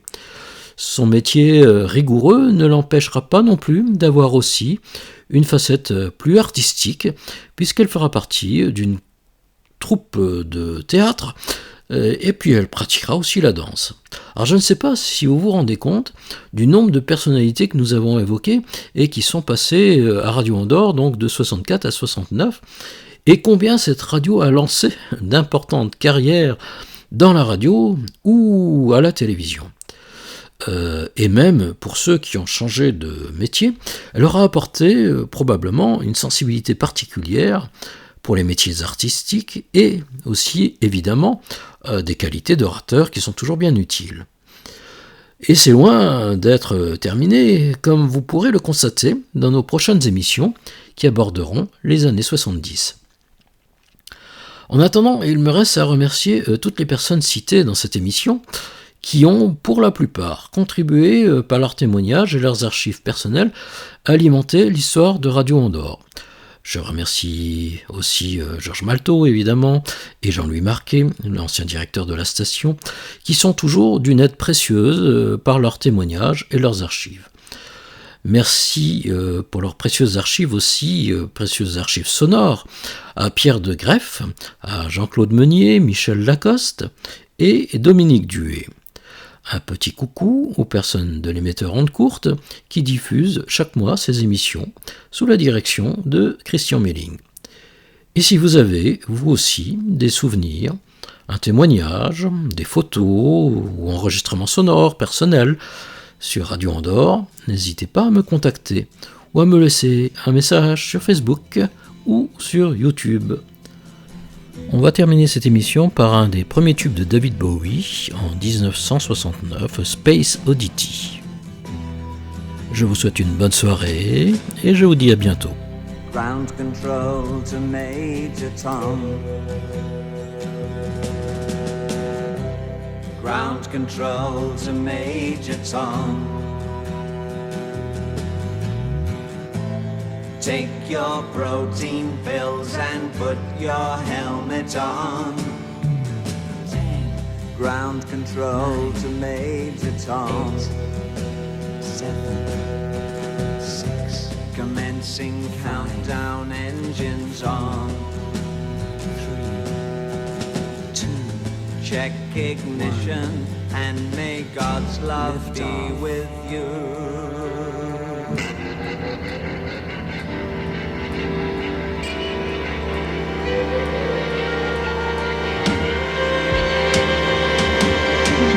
This is ground control to Major Tom.